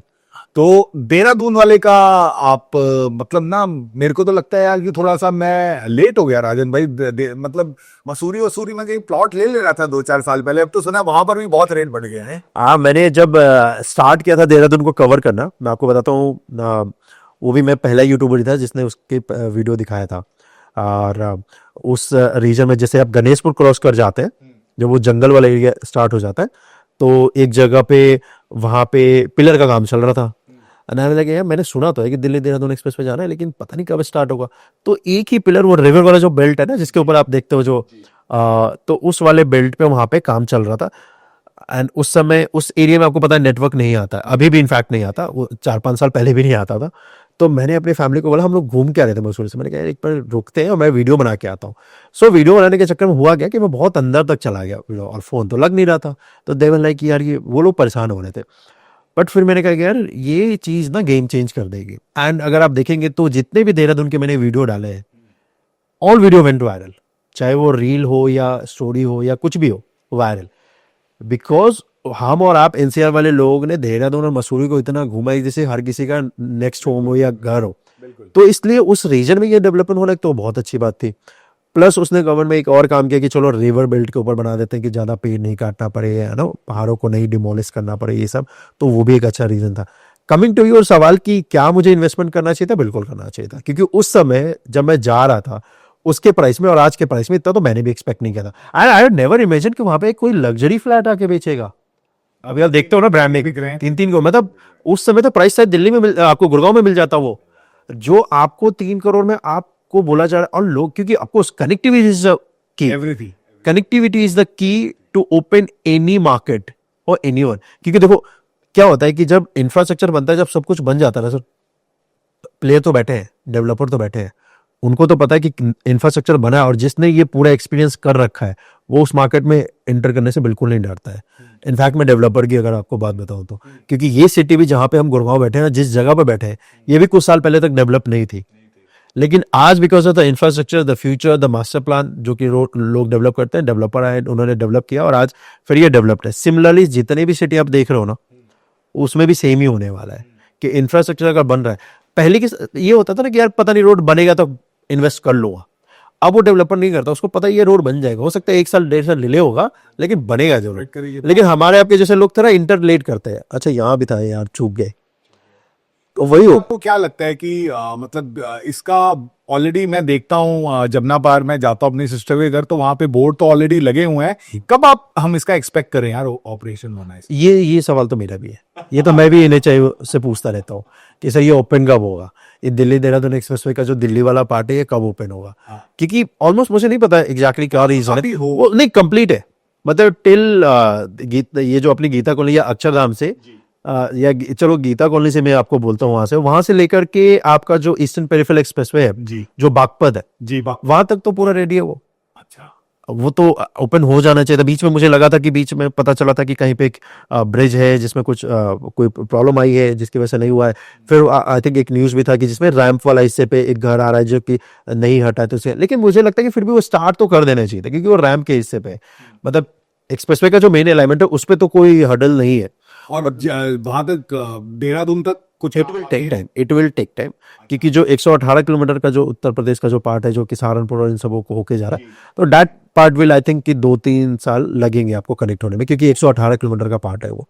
और वो मतलब बहुत सारी जगह वहां पे भी थोड़े से लोगों का कहना है कि भी ये एक्सप्रेसवे बन जाएगा, मैं 2 घंटे में देहरादून तो पहुंच गया, लेकिन देहरादून के मैं जहां बाहर पहुंचूंगा आउटर में, वहां से मेरे को शहर एंटर करने में फिर 45 मिनट लग जाएंगे, वहां पे जाम लगने लग जाएगा। मुझे लगता है ये क्वेश्चन मैं आपसे क्यों पूछ रहा हूँ कि ना मेरे कई दोस्त मेरे से बोलते हैं यार कि अबे भाई आप मतलब मैं मेरे इनफैक्ट दोस्त का सवाल है आपके लिए, कह रहा है कि यार राजन भाई आएंगे ना तो आप उनसे पूछना कि राजन भाई जैसे आपका तो काम है, बट जैसे अमित बैठा हुआ है या भाई बैठा हुआ है, हम साल में कितनी बार हाईवे पे जाते हैं, ठीक है, लेकिन हम हफ्ते में हर दिन अपने शहर के अंदर का इंफ्रास्ट्रक्चर यूज करते हैं। तो हमारे शहर के अंदर का इंफ्रास्ट्रक्चर हमारे NHAI के इंफ्रास्ट्रक्चर को क्यों नहीं मैच कर पाता? मतलब ना ये एक बड़ा मेजर सवाल है लोगों के दिमाग में कि भाई अब मैं आपको एक छोटा सा एग्जांपल दूं गुड़गांव का। गुड़गांव में हीरो होंडा चौक है, हीरो होंडा चौक से 2.5 किलोमीटर का उमंग भारद्वाज चौक तक का रोड वाइडनिंग का और एक फ्लाईओवर का, पहले उन्होंने फ्लाईओवर पास किया, फिर उन्होंने पता नहीं क्या पास किया, फिर NHAI और HSPP वालों में कुछ चीजों को लेके डिफरेंसेस हो गए। तो मतलब ना वो 2-2.5 किलोमीटर का आज तक ये पैच पिछले 2017 से नहीं बना पाए हैं, ठीक है। 2017 से आप देखो कहां तक मेट्रो पहुंच गई, कहां तक आपका NHAI का नेटवर्क पहुंच गया, मेट्रो आपकी कहां तक पहुंच गई, लेकिन गुड़गांव में 2008 से मेट्रो 1 इंच आगे नहीं बढ़ी। तो ना आपको, बिकॉज आप इतना कवर करते हो, आपको क्या लगता है कि ये NHAI के लेवल का इंफ्रास्ट्रक्चर हमारे शहरों में क्यों नहीं डेवलप हो पाता? आई थिंक मुझे लगता है ना उसमें सबसे बड़ा है ना कि एक तो एक्सपीरियंस की कमी, जो लोग उसमें काम कर रहे हैं, और प्लस साथ मुझे लगता है वो काम करने की नीयत भी मुझे लगता है क्योंकि हर शहर का यही हाल है, मतलब जहाँ पे भी लोकल लेवल पे काम हो, अगर हो रहा हो म्युनिसिपल कॉर्पोरेशन लेवल पे, तो हर इनफैक्ट सिर्फ एक देहरादून या गुड़गांव की ये बात नहीं है, मोस्टली आप कितने भी सिटी उठा के देख लो सब में यही सीन है। क्योंकि एक या तो 2 ही रीजन है, एक क्वालिटी और एक काम करने की नीयत वाली सीन है, विलिंगनेस की यार चलो ठीक है कि हम एक बार ऐसा बना देते हैं कि दोबारा इसको बनाने की जरूरत ही ना पड़े। नहीं, एक बार ऐसा बनाते कि दोबारा बनाने की जरूरत ना पड़े, लेकिन हो उल्टा रहा है कि ऐसा बनाते हैं कि दोबारा जल्दी मिल जाए, सड़क बारिश के बाद फटाफट टूटे ताकि दोबारा टेंडर पास हो। हाँ, तो ये एक्चुअली ये हर सिटी का यही हाल है। NHAI में क्या है, क्योंकि वो प्रोसेस वाइज चलते हैं कि चलो ठीक है, उसमें कॉन्ट्रैक्टर आप देखो NHAI के जो रोड्स बनते हैं, इतने बड़े कॉन्ट्रैक्टर्स होते हैं, एडसेट्स होते हैं, तो वो भी अगर मान लो कोई कंपनी है जो कि रोड कंस्ट्रक्शन में है, अगर उसके एक प्रोजेक्ट का काम खराब हुआ तो उसको नेक्स्ट प्रोजेक्ट लेने में बहुत दिक्कत होती है। लेकिन म्युनिसिपल कॉर्पोरेशन लेवल पे उसको क्या है, वो तो भाईचारे की कंपनी है उसकी, उसको तो अगला तो मिल ही जाएगा, उसको पता है कि मेरा भाई जब तक बैठा है डिपार्टमेंट में तब तक तो मुझे काम मिल जाएगा। तो आई थिंक मुझे लगता है कि ये सबसे बड़ा रीजन है कि म्युनिसिपल कॉर्पोरेशन में जो आपको ये चीजें दिखती हैं कि जहाँ पे कि वो विलिंगनेस वाली बात है, क्योंकि NHAI तो वहाँ डेवलप नहीं, उसको देखो सर, कोई भी NHAI के किसी भी रोड पे या कुछ भी तो एक तो उसको फाइन पे करना पड़ता है कॉन्ट्रैक्टर को, राइट, लॉज उसको NHAI के बहुत स्ट्रॉन्ग है। दूसरा, क्योंकि उसको पता है कि NHAI से ही जाके टेंडर लेना पड़ेगा या NHAI के टेंडर में ही पार्टिसिपेट करना पड़ेगा, तो मेरी थूथू हो जाएगी, मीडिया में भी बड़ा बड़ा नाम छप जाता है, तो कंपनी में इन्वेस्टर जो होते हैं हाथ हटा लेते हैं। तो बड़ी कंपनियां कभी अपना नाम नहीं खराब करना चाहिए जो इतने साल से काम कर रही, तो इसीलिए NHAI के काम में या क्वालिटी में आपको दिखता है कि यार क्या बनाया है। अदरवाइज लोकल लेवल पे तो फिर बहुत सारी चीजें ऐਵੇਂ ही बना दी जाती है। मैंने एक रील देखी थी, मुंबई के बड़े इन्फ्लुएंसर है विशाल भार्गव, जिन्होंने गुड़गांव मार्केट को हिलाया हुआ है। विशाल की एक रील थी कि एक कंपनी ने पूना में एक रोड बनाई थी 30 साल पहले, वो रोड आज तक नहीं टूटी है, वो रोड आज तक चल रही है, उसमें कोई रिपेयर की जरूरत नहीं पड़ी, लेकिन उस कंपनी को उस रोड के बाद दोबारा कोई कॉन्ट्रैक्ट नहीं हुई। हाँ, क्योंकि उन्होंने अपना काम अपने विलिंगनेस से किया, मतलब उस काम को काम की तरह किया, काम ही पूजा है। और उसके बाद फिर उनको दोबारा काम ये ज्यादा अच्छी बात है। ये एक्चुअली में इसीलिए क्योंकि वो शायद मुझे लगता है कि दूसरे जो कॉन्ट्रैक्टर होंगे ना, जो कॉर्पोरेशन में काम लेने जाते होंगे, वो उसी का सबसे पहले वीडियो देख लेते होंगे विशाल सर का, कि यार अगर मैंने ज्यादा अच्छा काम कर दिया तो दोबारा मिलेगा नहीं। तो वो काम करने जाने से पहले हो सकता है कॉन्ट्रैक्टर पूछता होगा, सर कितने टाइम तक के लिए बनाना है, 1 साल के लिए बनाओ या 6 महीने के लिए बनाओ। बिकॉज ये दुर्भाग्य है, एक बंदा जिसने ऑनेस्टी से अपना काम किया है, इतना बेहतर रोड बनाया है, और उसको रिवॉर्ड देने के बजाय उसको कॉन्ट्रैक्ट ही नहीं मिला, तो क्यों अच्छा रोड बनाएगा? ये तो हमें सोचने की जरूरत है ना, ये हमें भी विचार करने की जरूरत है। या हम में से किसी ने इस पे कोई आरटीआई डाला है? किसी ने उस कंपनी के सपोर्ट में खड़ा हुआ? आप सच्चाई देखो, हम और आप सोशल मीडिया पे कितना भी बोल ले, एक तो विशाल सर केस डालने से पहले किसी ने बात नहीं करी इस पे, और चलो उन्होंने डाल लिया तो किसी ने इस पे आरटीआई डाल के पूछा गया? किसी ने प्रोटेस्ट किया गया उस कंपनी के सपोर्ट में? तो पब्लिक को भी अपने आप को सोचना पड़ेगा कि हम इन सब चीजों पे क्यों नहीं उंगली उठाते हैं, कि कोई अच्छा काम कर रहा है तो उसको अप्रिशिएट करे। उस कंपनी ने, उन ब्रदर्स ने अगर वो बनाया है 30 साल से, तो या तो कॉन्ट्रैक्टर का तो काम नहीं कर रहे ना वो। और चलो 30 साल पहले शायद मैं बोल सकता हूँ कि मुझे पता नहीं था, आपको भी नहीं पता था, अब पता चल गया तो किसी ने पूछा सरकार से जाके कि भाई इसको दोबारा काम क्यों नहीं मिल रहा है, इसने ऐसा रोड बनाया जो कि इसको तो आपको मिसाल देनी चाहिए थी इस चीज की, और इनको आगे काम मिलना चाहिए था। बट इट्स ऑल बिकॉज कि हम भी उसी सिस्टम का पार्ट है कि हमें भी फर्क नहीं पड़ता है। बट रोड बन गया तो ठीक है, नहीं बना तब तक हाय तो मचाएंगे, बन गया तो उसके बाद ठीक है। तो एनएचएआई की हम लोग बात कर रहे हैं, तो 2-3 चीजें एनएचएआई से रिलेटेड मैं आपसे समझना चाह रहा था। सबसे पहले तो what was your experience meeting Gadkari ji? Of course, this is like one of the dream coming true वाला सीन था, बिकॉज मैंने कभी भी नहीं सोचा था कि मैं उनसे जाके मिल पाऊंगा, या नितिन गडकरी जी के कभी इतने मतलब पास, या कभी कोई अप्रिशिएशन आएगी। लेकिन कहते हैं कि जब आप अच्छा काम करते हो तो चीज़ें अपने आप आप फॉल कर जाती है, या रास्ता बन जाता है। सो और यही हुआ है कि जब आप देखो अच्छा काम करते हो तो चीज़ें भी अच्छी अपने आप होने लग जाती है। एंड जब मैं उनसे मिलने गया था, मुझे सच में नहीं पता था कि हाउ टू रिएक्ट, या आप कैसे बात करनी है, मतलब क्या करना चाहिए। मतलब उस समय तक नर्वस था, लेकिन जब मैंने उनको ऐसे जब सामने से आए, वो जब मिलने आए, तो मतलब वो जो सारी चीज़ें थी ना वो ख़त्म हो गई एक ही पल में। अब लाइक ये मैं इनको ऐसा लगा कि जैसे बहुत टाइम से जानता हूँ, जब क्योंकि जब सामने वाला बंदा ही आपको जानता हो, कि मिले, जैसे मैंने उनको नमस्कार ये सब किया तो कहते कि तुमने वो UAR2 का टनल का वीडियो बनाया नहीं बनाया, तुमने देखा मैंने कितना अच्छा टनल बनाया है वो। तो आई लाइक कि इनको पता है कि मैं क्या करता हूँ, इट्स नॉट अबाउट नॉट कि फॉर्मल मीटिंग है, ही नोज। तो मैंने बोला हाँ मैंने ट्रेवल किया है, और मैं उसका वीडियो जल्दी बनाऊँ। हाँ उसका वीडियो बनाओ, और अच्छा है देखो। और फिर बोला कि और सब कैसा चल रहा है? मैंने कहा सब बढ़िया।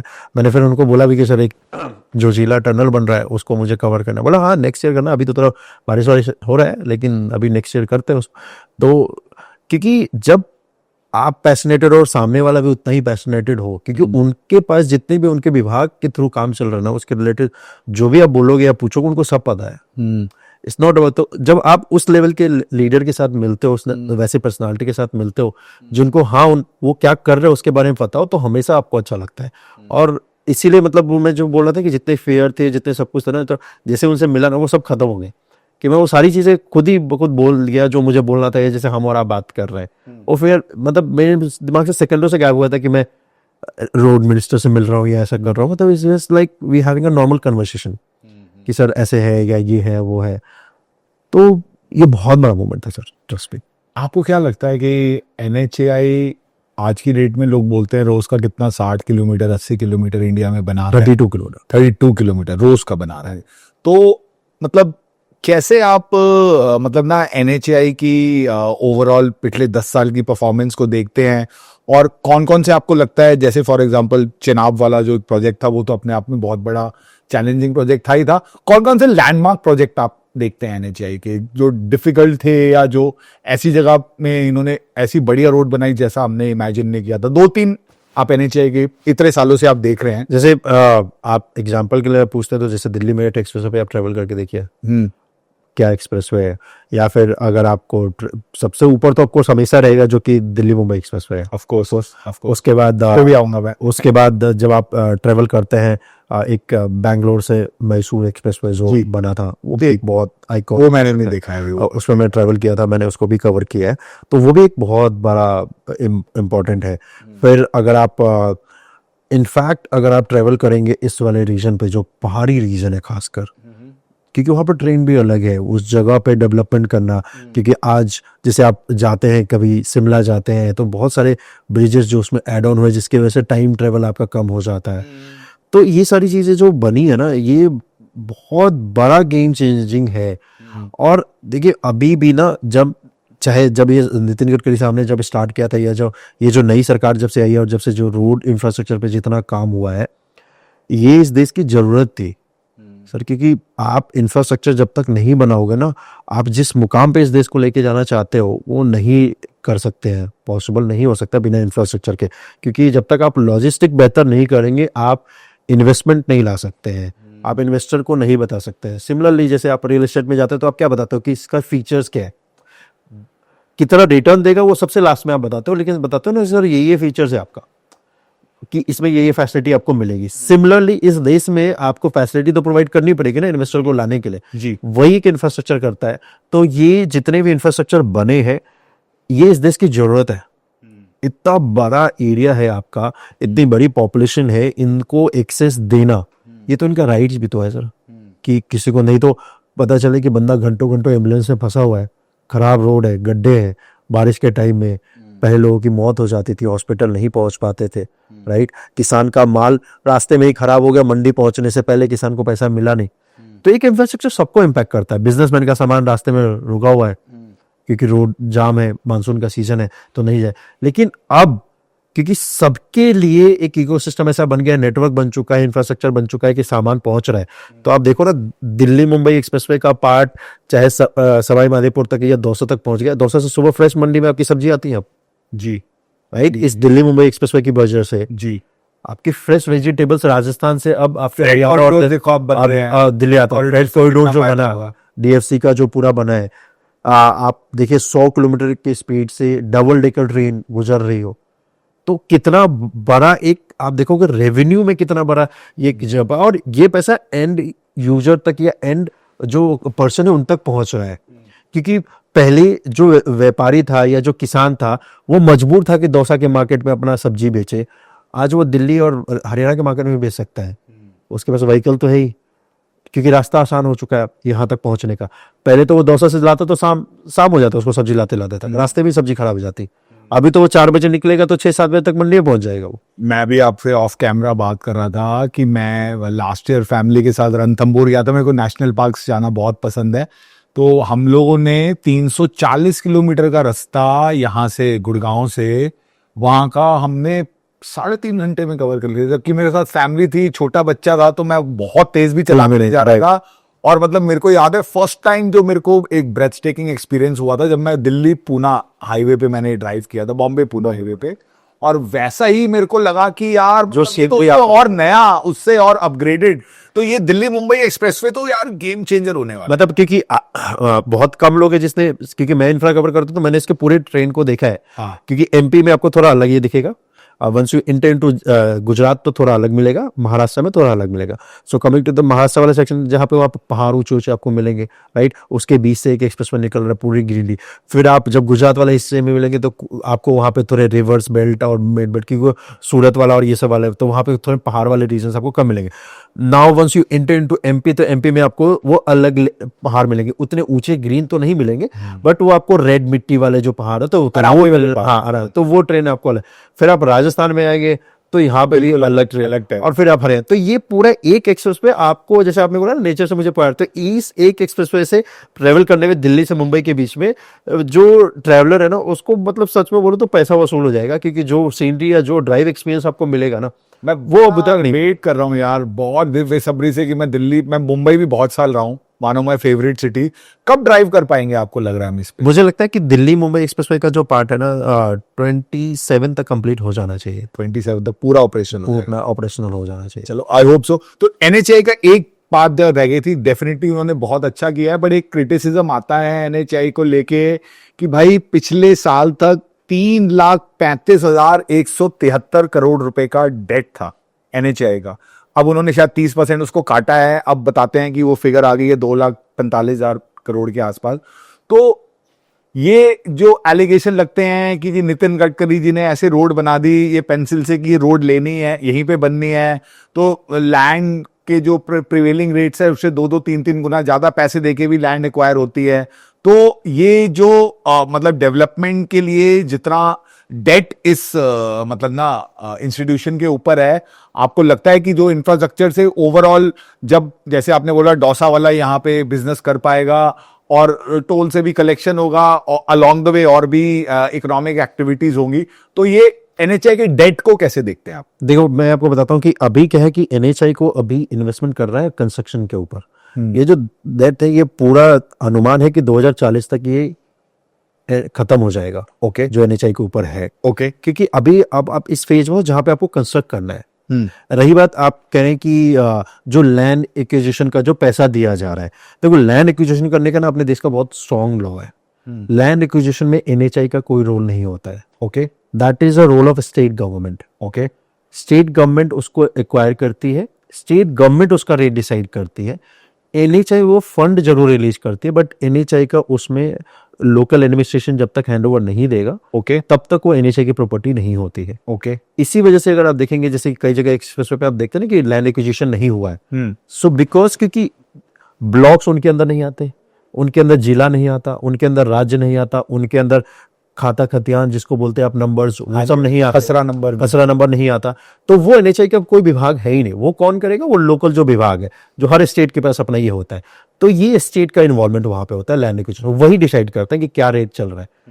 तो उसके बाद फिर एनएचआई का जो काम होता है वो होता है कंस्ट्रक्ट करने का। वो एक अनुमान के मुताबिक वो पैसा जरूर उस पर लगाते हैं, और वो भी अनुमान वो स्टेट गवर्नमेंट से ही लेते हैं कि आपके स्टेट में मैं इतना रोड निकालने वाला हूं, जिसके लिए इतने हेक्टेयर मुझे जमीन चाहिए, इस जमीन का आप मुझे एक लागत बताइए। तो वो एक बजट में आता है। लेकिन कई बार ऐसा होता है कि अब आपने सुना होगा कि किसान ने प्रोटेस्ट कर दिया, या किसान को लगता है कि नहीं मेरी जो वैल्यूएशन हुई है वो कम हुई है। और होता भी है कई बार कि कई बार ऐसा देखा जाता है कि लोकल एडमिनिस्ट्रेशन क्या करती है कि एक ही किसान का एक ही खसरा नंबर है, एक ही खतियान है, सब कुछ है, लेकिन उसका आगे का अलग प्राइस कर देते हैं, पीछे का अलग कर देते हैं। तो किसान के साथ तो नाइंसाफी है। तो इस वजह से कई बार होता है कि प्रोजेक्ट का बढ़ जाता है, क्योंकि वैल्यूएशन जो पहले दी गई थी स्टेट गवर्नमेंट द्वारा, वो वैल्यूएशन और इस वैल्यूएशन में तो जमीन आसमान का फर्क हो गया। प्लस जब वो डिले होगा project due to the any circumstances, whether it's a land acquisition और एनीथिंग, तो आपको कॉस्टिंग तो बढ़ेगी ना कंस्ट्रक्ट करने का, क्योंकि आपके सीमेंट का, सरिये का, लेबर कॉस्ट वो तो साल 10 साल तो बढ़ ही रहा है, बढ़ेगा। तो ये एक रीजन है। लेकिन हाँ, ये भी मैं आपको बता दूं कि इस देश में उतना आसान नहीं है सर जितना आसान लगता है कंस्ट्रक्ट करना, क्योंकि एडमिनिस्ट्रेटिव और लॉ इतने ज्यादा इन्वॉल्व है ना कि आप इतनी जल्दी एक्वायर या इतनी जल्दी कंस्ट्रक्ट नहीं कर सकते। आई थिंक मैं ये आपके साथ, आपको यकीन के साथ बोलता हूँ कि ये जो दिल्ली मुंबई एक्सप्रेसवे बन जाएगा ना, ये अपने आप में एक बहुत बड़ा माइलस्टोन होगा, क्योंकि आज तक किसी ने भी इतना बड़ा रोड एक बार में नहीं बनाया है। कोई भी आप रोड अपने देश में देख लो, एक्सप्रेसवे देख लो, इतना लॉन्गेस्ट तो आपको नहीं मिलेगा जो एक बार में कंस्ट्रक्ट किया गया हो। क्योंकि अब देखो ना कितने सारे इसमें ब्लॉक्स, कितने सारे जिले, गांव, राइट, आपके गवर्नमेंट एजेंसी इन्वॉल्व हो गई, कितने सारे विभाग हो गए। अगर इन सभी को मिला 200-250 हो गए, उनके साथ कोलैब करके और एक प्लेटफॉर्म, एक साथ प्लेटफॉर्म बना के और फिर जाके एक रोड बनाना, एक्सप्रेसवे बनाना, सबकी सहमति लेके, ये बहुत बड़ा माइलस्टोन है सर, बहुत बड़ा है। मैं बिल्कुल मानता हूँ। और इनफैक्ट लोग अलग अलग लोगों की बात करते हैं। पॉलिटिक्स में वैसे मेरा इंटरेस्ट नहीं है, बट मैं चाहता हूं कि अगर मोदी जी के बाद अगर कोई हमारे यहाँ पे बीजेपी की गवर्नमेंट बनती है और वो कभी रिटायर करते हैं इस पोस्ट से, तो my number 1 candidate for PM post would be Gadkari. मतलब the way he has run this organisation, I am sure he will run the country also very well. मतलब मैं उनको इतना ज्यादा हाईली रेट करता हूँ। चलिए एनएचआई से आगे बढ़ते हैं। 1-2 टॉपिक हमारे बचे हैं। आपका राजन भाई, आरआरटीएस और बुलेट ट्रेन, पहले एक आपसे थोड़ा सा अनकंफर्टेबल सवाल, क्या हमें जरूरत है बुलेट ट्रेन की? मैं इसी सवाल पे आता हूं कि ऐसा क्यों हमें लगता है कि हमें जरूरत नहीं है।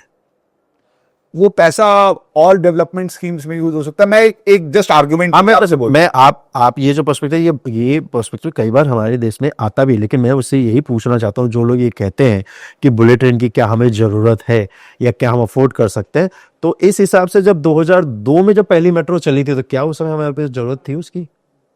और क्या हम बिना मेट्रो के दिल्ली को हम आज दिल्ली बचाई मेट्रो की वजह से हुआ? क्या हम दिल्ली को बिना मेट्रो के आज हम इमेजिन कर सकते हैं? नहीं कर सकते। क्यों? क्योंकि वो नीड ऑफ आवर बन चुकी है, उस समय नहीं थी, आज तो है 20-25 साल बाद जी। सिमिलरली अगर आपको इस देश को आगे लेके जाना है, बिजनेस ओरिएंटेड मैन्युफैक्चरिंग ओरिएंटेड बनाना है, तो आपको क्या रिड्यूस करके देना पड़ेगा एक बिजनेसमैन के लिए? टाइम। आप बोलते हो कि एयरपोर्ट तो है, बट एयरपोर्ट पे सिक्योरिटी चेकिंग में आपके 2 घंटे लग जाते हैं, जो कि होना ही होना है, वो सिक्योरिटी है और उसमें आप रिड्यूस नहीं कर सकते। बट ये चीज आपका बुलेट ट्रेन सेव करके देगा। सिमिलरली जब एयरपोर्ट्स बने थे पहले, आपको हमें आप यहीं से हमें आपको इस इतिहास को हमने जाना है तो हमें पता है सबसे पहले तो सफदरजंग एयरपोर्ट था, आज कोई यूज ही नहीं करता, नहीं कर रहा सिर्फ लेकिन उस समय जब वो बन रहा था, जब ये, तब भी लोगों ने कहा था ना इसकी क्या जरूरत है, हमारे पास तो है ही नहीं प्लेन। लेकिन इट्स नॉट अबाउट कि इंफ्रास्ट्रक्चर अगर आप आज को देख के बनाओगे ना तो आपका देश कभी तरक्की नहीं कर सकता है। आपको हमेशा नेक्स्ट जनरेशन की सोचनी पड़ेगी, जैसे कि हमारे पूर्वजों ने सोचा है कि मेरे बाबाओं ने परबाओं ने, उन्होंने ये सोचा कि चलो अगर आज मेरे घर में 4 लोगों के रहने की तो मैं घर बनाऊंगा 8 लोगों के रहने के हिसाब से। हमेशा पुराने घर हवेली आप देखना बड़े होते थे, वो बड़े होते थे, बिकॉज फ्यूचर को ध्यान, उस समय तो उनको जरूरत नहीं थी, लेकिन फ्यूचर को जब तक ध्यान में रखकर आप कुछ नहीं बनाओगे, क्योंकि आप बात इंफ्रास्ट्रक्चर की कर रहे हो, क्योंकि बुलेट ट्रेन तो ऐसा नहीं है कि 2 साल में बन के तैयार हो जाएगा, 5-6 साल चाहिए। 5-6 साल बाद तो आपकी इकोनॉमी भी ग्रो करेगी, आपके पैसे भी ग्रो करेंगे, और उसके बाद बुलेट ट्रेन एक ऐसा कोई प्रोजेक्ट नहीं है कि जिस दिन आपको लगे आज जरूरत है तो आपने बना दिया। It's not a flat, it's not a car कि आपको आज खरीदना है तो आपने खरीद लिया। आपको वो बनाना पड़ेगा, तभी आप ओलंपिक जैसे चीजें होस्ट कर पाओगे। आपको बुलेट ट्रेन बनाना पड़ेगा, तभी आप नेक्स्ट जनरेशन को बोलोगे कि मुंबई से अहमदाबाद या मुंबई से दिल्ली जाना बहुत आसान है बेटा, जा पढ़ के आ जा या जा मीटिंग करके आ जा। दिल्ली में बैठूंगा, शाम को पहुंच जाऊंगा, 4-5 घंटे में मीटिंग वूटिंग करके रात को घर आ जाऊंगा। लेकिन अगर मैं नहीं बनाऊंगा और ये बोलूं कि मुझे आज जरूरत नहीं है, जब होगी तब बनाऊंगा, तो मैं कभी नहीं बना पाऊंगा, क्योंकि कभी भी मुझे उसकी जरूरत नहीं महसूस होगी जब तक मैं बनाऊंगा ही नहीं। क्या लागत है मुंबई अहमदाबाद? अभी फिलहाल जो मुंबई से अहमदाबाद है वो 1 लाख करोड़ से प्लस है, उसकी 1 लाख करोड़ से प्लस है। और अभी मैंने आपका लेटेस्ट वीडियो देखा जो वायरल हो गया था, जिसमें आपने सी के अंदर वाला 7 किलोमीटर वाला एरिया भी दिखाया था। तो मतलब इसमें आपको क्या लगता है कि ये वाला प्रोजेक्ट अभी कितने टाइम में बनेगा? ये देखिए, इसका फेज 1 जो प्लान है वो है सर 2026 का। एंटायर जो पूरा पैकेज है वो 2030 का प्लान है, लेकिन 2031 तक मतलब जाएगी, क्योंकि महाराष्ट्र वाले सेक्शन में तो पहले वाले सेक्शन में ये क्या पहले मुंबई से ये कहाँ तक अपना? नहीं, एक्चुअली जो टोटल 508 किलोमीटर है ये, जिसमें से गुजरात वाला जो पार्ट है सूरत टू बिलीमोरा, वो वाला पार्ट स्टार्ट होगा। ओके। और उसके बाद महाराष्ट्र वाला बाद में होगा। महाराष्ट्र वाला बाद में, क्योंकि उस लैंड एक्विजिशन ही आपका 1-1.5 साल डिले हो गया था, तो जितना वो डिले हुआ आपको वो उतना आगे डिले आपका वो जाएगा ही जाएगा। तो उस पर अब फुल फ्लैश में काम स्टार्ट हुआ है, तो महाराष्ट्र वाला पार्ट डिले होगा। क्योंकि समझिए आप बात कर रहे हैं ऐसे इंफ्रास्ट्रक्चर का जो कि पिलर के ऊपर 320 की स्पीड से दौड़ेगा, तो वो इंफ्रास्ट्रक्चर ही आप गारंटी हो कि इंडियंस ने अभी तक देखा नहीं है। 300 की स्पीड होगी? हाँ, उसकी 320 की स्पीड है सर। तो अभी मैंने एक पीछे रील देखी थी, जापान में कुछ जर्नलिस्ट खड़े हुए थे, वो तो 400 प्लस है। अरे वो मतलब तो आप सोचिए, वो भी शायद 350 ही बोल रहे थे। नहीं, 400 प्लस है वो। 350 तो उनकी ऑलरेडी रनिंग है। ये नेक्स्ट जनरेशन का जो ट्रेन है उसको वो लॉन्च कर रहे हैं। ओके। उसका वो मैंने भी देखा था, मतलब विद इन अ सेकेंड वो गायब हो गया था, राइट। तो देखो सर, अगर आप एयरपोर्ट भी नहीं बनाते तो उसको भी तो आपको चाहिए नहीं जरूरत, लेकिन एक पूरी कैटेगरी है जिसको बिना एयरपोर्ट के आप इमेजिन कर सकते हो क्या? दिल्ली एनसीआर पूरी कंट्री। अब तो देख लो, अब तो जेवर में भी एयरपोर्ट चल आ गया और वहां पर भी चलेगा, ऐसा नहीं कि वहां भी चलेगा। और ये अगर जैसे हम बोल रहे हैं कि देखो हमें ओलंपिक होस्ट करना है या हमें दिल्ली से मुंबई, क्योंकि एक पूरी इकोनॉमी हब है आपकी ये दिल्ली और मुंबई, इस दोनों को अगर आपने ट्रेवल टाइम कम कर दिया, रिड्यूस कर दिया, तो देखिए कितना बड़ा गेम बदल जाएगा। अभी भी हम और आप प्लेन से जाते हैं तो सिक्योरिटी चेक इन में 2 घंटे, फिर 1 घंटे घर से पहले निकलो भाई, क्योंकि 2 घंटे पहले पहुंचना है। 3-4 घंटे तो नॉर्मल की चीजों में लगा देते हैं, लेकिन एज अ बिजनेसमैन या एज अ ट्रैवलर अगर किसी को जल्दी पहुंचना है मीटिंग के लिए, करने के लिए, उसका टाइम आपने सेव कर दिया, तो वो अपना जो बचा हुआ टाइम है वो किसी और चीज में लगेगा और देश को ही ग्रोथ मिलेगा। क्योंकि आज देखिए, आज देश में हर कोने में आपको मेट्रो मिलेगी, आपको पटना मेट्रो का भी मिलेगा, आगरा में भी मिलेगा, लखनऊ में भी मिलेगा, कानपुर में भी मिलेगा, चेन्नई में भी, बेंगलुरु में भी, जयपुर में भी, सब में मिलेगा। लेकिन जब वो एरा याद करो जब पीएम होते थे अटल बिहारी वाजपेयी और शीला दीक्षित जब सीएम थी, अगर उस समय वो नहीं बना होता तो फिर क्या करते आप? फिर बिना इंफ्रास्ट्रक्चर के कोलकाता वाला हाल होता आपका कि मेट्रो तो बनी लेकिन उसका एक्सटेंड नहीं किया हमने, कितने 20 साल तक एक्सटेंड नहीं किया हमने। तो उस सिटी में अब देखो कितने मारामारी है। आप इंफ्रास्ट्रक्चर देखो, ऐसा लगता है स्टिल वो कहीं पे होल्ड कर रहा है कि 90s वाली फील आती है तो आपको ये इंफ्रास्ट्रक्चर देना पड़ेगा। आप अगर अपने बच्चे को बोलोगे इंग्लिश मीडियम में पढ़ाओगे तभी तो इंग्लिश आएगी, ये बोलोगे कि नहीं हिंदी मीडियम पढ़ के उसको इंग्लिश आ जाए और फिर भी बोलोगे कि नहीं यार उसको जरूरत ही क्या है। इट्स नॉट अबाउट जरूरत, आपको वो फैसिलिटी तो दो पहले। फैसिलिटी को इस नाम पे रोकना, मैं इसके बिल्कुल खिलाफ हूं कि फैसिलिटी को इस नाम पे रोकना किसी जरूरत नहीं है। वो उस आने वाले जनरेशन का सबसे बड़ा, वो मुझे लगता है कि गला घोटने वाली बात है यार। लेकिन इसमें ना 2-3 फ्लॉप एग्जांपल भी हैं हमारे सामने। अगर आप देखो जयपुर में जो मेट्रो चल रही है जिस एरिया में, उस एरिया में मेट्रो की कोई जरूरत नहीं थी। मुझे लोग बताते हैं भोपाल की मेट्रो का भी कोई खास यूज नहीं हो रहा, लखनऊ वाली का भी नहीं हो रहा। हमारे यहाँ पे एक बहुत बड़ा लाश आप रोज देखते हो, रैपिड मेट्रो कितनी बड़ी थी, फिर कौन एग्जिट हुआ, IL&FS हुआ, फिर गवर्नमेंट ने ओवरटेक किया। अब एक और एग्जांपल मैं आपसे लेता हूं, RRTS। एक हमारा टॉपिक RRTS का रह गया था। जैसे दिल्ली से मेरठ आपने RRTS बना दी। मैं तो सर आपको बताऊं, मेरी पहली नौकरी थी नेहरू प्लेस में। उस टाइम मैं इंदिरापुरम रहता था। इंदिरापुरम में पीछे मेरठ से बस आती थी, मेरठ से हम अपना डाबर चौक से चढ़ते थे और हम लोग नेहरू प्लेस जाते थे। तो बताते थे क्या कहते हैं मेरठ वाले लोग कि उन्हें एक तरफ 2-2 ढाई-ढाई घंटे लगते हैं नेहरू प्लेस जाने में, वापस आने में 4-5 घंटे का टाइम लगता है। अब आपका एक्सप्रेसवे तो बहुत अच्छा बनी गया मेरठ वाला। जब आपने मेरठ का एक्सप्रेसवे बना दिया था तो मतलब RRTS के पीछे गवर्नमेंट का मतलब थॉट क्या है? मतलब ना आप ये इन एरियाज को दिल्ली NCR के अंदर लाना चाहते हो और इससे आपको मतलब आपको मेरठ मार्केट में कुछ इंपैक्ट दिखा है? इसका क्या फायदा हुआ मेरठ को RRTS का? देखो सर, रोड ना एक लिमिट तक ही आप बना सकते हो, आपको ज्यादा इन्वेस्ट पब्लिक इंफ्रास्ट्रक्चर पे ही करना पड़ेगा जितनी बड़ी ये कंट्री है। मैं रोड के फेवर में सिर्फ एक ही पॉइंट तक हूं, जब तक उस जगह तक रोड का एक्सेस नहीं है।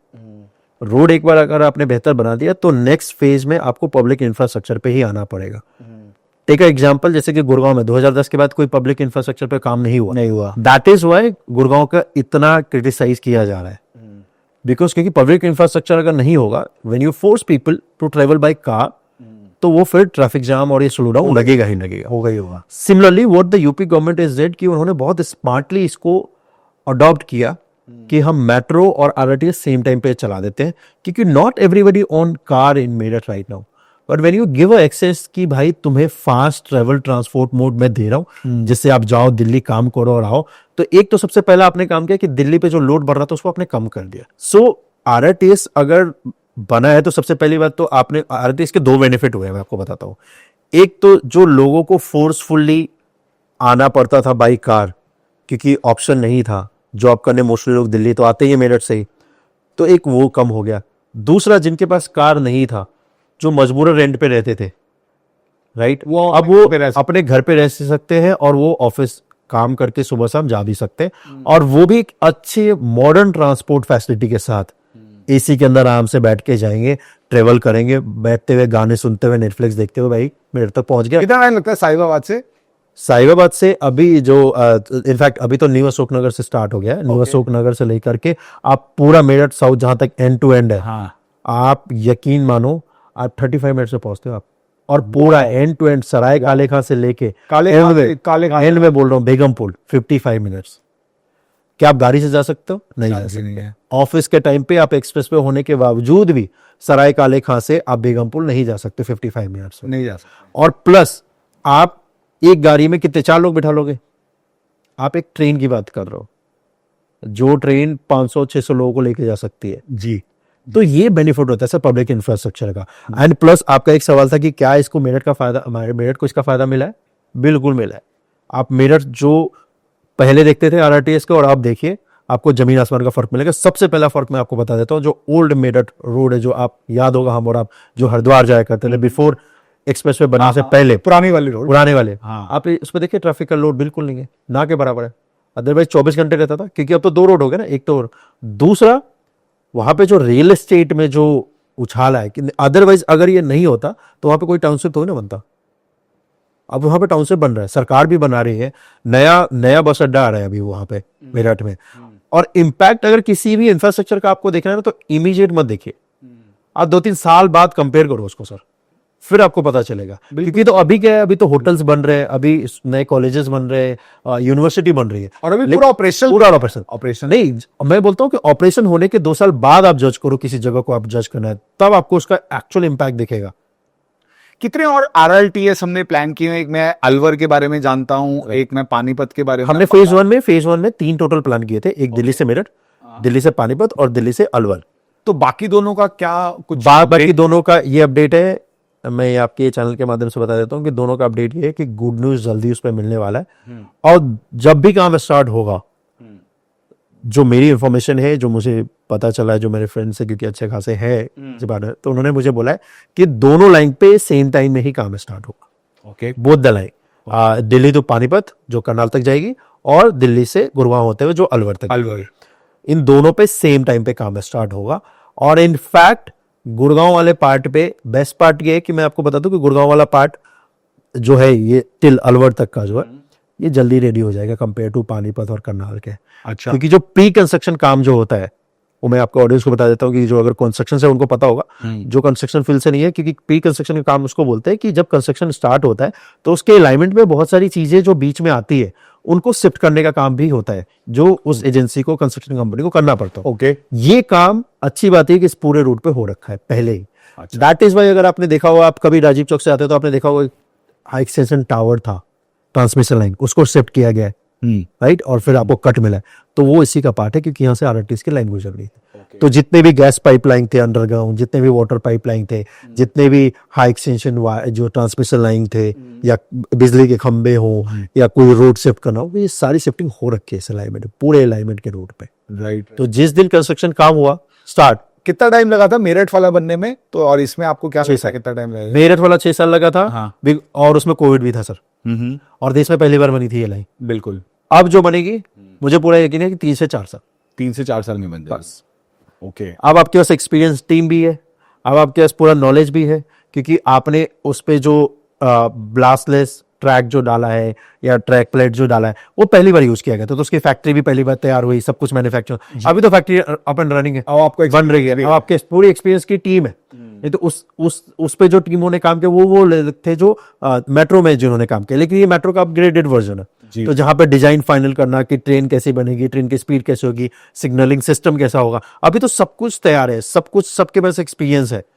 पहली मेट्रो लाइन बनी थी तो उसमें टाइम लगा था, उसके बाद मेट्रो लाइन तो बिस्ती चली गई, बस ऐसा लगा कि बस जाल नेटवर्क तैयार हो गया। सिमिलरली RRTS भी, क्योंकि देखो अब हम और आप जैसे लोग हैं जिनके पास टाइम की बहुत ज्यादा कीमत है, तो वो मेट्रो को थोड़ा वो अवॉइड करता है, राइट, क्योंकि उनको लगता है कि यार मेट्रो से थोड़ा ज्यादा लग जाएगा, यार चलो ठीक है, थोड़ा कार से चले जाते हैं 2-5 मिनट, क्योंकि मुझे पहुंचना है वहां पर, क्योंकि स्पीड उसकी स्लो है। मेन रीजन है स्पीड, लास्ट माइल कनेक्टिविटी का भी इशू है ना। लास्ट माइल नहीं, सबसे बड़ी बात है कि उसमें स्पीड थोड़ी स्लो है, क्योंकि है। अब जिस हिसाब से आप 30-40-50 किलोमीटर घंटे की रफ्तार से ट्रेवल करने मिले, जो नेक्स्ट टाइम है वो यही है कि 100-150 पे जब चलेगी कि फास्ट से मैं पहुंचा, multi modal transport hub connectivity होनी चाहिए, हर स्टेशन से हर ट्रांसपोर्ट मोड कनेक्टेड है, मैं फटाफट जिधर भी जाना है मैं जा सकता हूँ। This is what RRTS does, कि वो हर स्टेशन से आपको कनेक्ट करता है। जैसे एक सरायकाले का ही अगर मैं ले लूं, तो रेलवे स्टेशन से भी कनेक्टिविटी है, ISBT से भी उस पर कनेक्टिविटी, एंड कनेक्टिविटी हम से ऐसा नहीं कि बस उसके पास बनाए, नहीं, you have proper foot over bridge to connect that station, right. तो इसी को आप एंड टू एंड जो कनेक्टिविटी जो मिसिंग थी मेट्रो में, ये इसमें आपको मिलता है। और जो फास्ट कनेक्टिविटी है, कि फास्ट जितना ज्यादा होगा आप ट्रेवल करोगे। हम और आप चाइना, दुबई ये सब बोलते हो, लेकिन उधर वो चीजें अवेलेबल है ना, तभी तो China become so powerful because of the infrastructure. उन्होंने वो काम किया जो शायद हम एज ए इंडियन करने में कहीं ना कहीं चूक गए, राइट, कि उन्होंने इंफ्रास्ट्रक्चर इतना बेहतर बना दिया कि इन्वेस्टर बुला लिया उन्होंने। When you enter into investing marketing में जब आप आओगे और किसी कंपनी को बोलोगे अपना प्लान डालने को, और आप एशियन कंट्री में चुनाव करोगे, तो सबसे पहले तो चाइना ही जाएगा। उसको पता ना कि मेरा ट्रांसपोर्ट मूवमेंट कॉस्ट लॉजिस्टिक का सबसे कम है, और एक मैन्युफैक्चर के लिए सबसे बड़ा मैटर तो वही है। तो ये सिर्फ एज अ कंट्री में जो लोग रह रहे कंट्री मैन, उनके लिए नहीं, उनके बेहतर लाइफ के लिए भी इंफ्रास्ट्रक्चर बहुत इंपॉर्टेंट है सर। राइट। दो और इंफ्रास्ट्रक्चर के टॉपिक जो गुड़गांव से आई थिंक कहीं ना कहीं इंपॉर्टेंट है। एक तो आज की डेट में मेन चल रहा है गुड़गांव में पिछले 2-3 साल से एयरपोर्ट टैक्सी। कुछ है आपके No. पास अपडेट एयरपोर्ट टैक्सी का? मुझे लगता है कि वो शायद इंटरनेट पे ही है, लेकिन ग्राउंड पे उसका कोई अपडेट नहीं है। कोई अपडेट? कोई अपडेट नहीं है एयरपोर्ट टैक्सी का, मुझे तो नहीं लगता। बस एक बार अनाउंस हुई थी, उसके बाद उसका अनाउंस हुई थी, लेकिन उसके बाद एक्चुअल ग्राउंड पे मतलब कोई काम नहीं है। जिस दिन ग्राउंड पे होगा तो आप RS लाइव का तो चैनल में दिखाई दूंगा, Of course. बट ग्राउंड पे कुछ नहीं है उसका काम। और जो airport taxi। हम एक चीज हम लोग सोना मार्केट की, जैसे जहां से आपने भी स्टार्ट किया था, सोना के फ्यूचर ग्रोथ के लिए ना लोग काफी कोट करते हैं DMIC को, दिल्ली मुंबई इंडस्ट्रियल कॉरिडोर को, जो आपका दादरी से स्टार्ट होना है। नहीं। तो ये जो पूरा industrial corridor, because it will connect all the major industrial towns, इसका मतलब ये दिल्ली मुंबई एक्सप्रेसवे की तरह ये भी ऑलमोस्ट कंप्लीट है इसमें, या कुछ हद तक ऑलरेडी ये ऑपरेशन? 95% ऑलरेडी कंप्लीट है, ओके, और ऑपरेशनल भी है। ऑपरेशनल भी है। मतलब कहाँ से ऑपरेशनल है? कहाँ से? दादरी से लेकर के टिल आप मारसा वाले पार्ट तक एंटर कर सकते हो उसके थ्रू, और ट्रेनें अब डबल डेकर चलती भी है। अच्छा, बिल्कुल। और इसको अच्छा, स्टार्ट पूरा ऑपरेशन है, मतलब सोना के थ्रू निकल रही है ट्रेन? हाँ, उसको स्टार्ट हुए 1 साल हो गया। अच्छा, ओके ओके, 1 साल हो गया।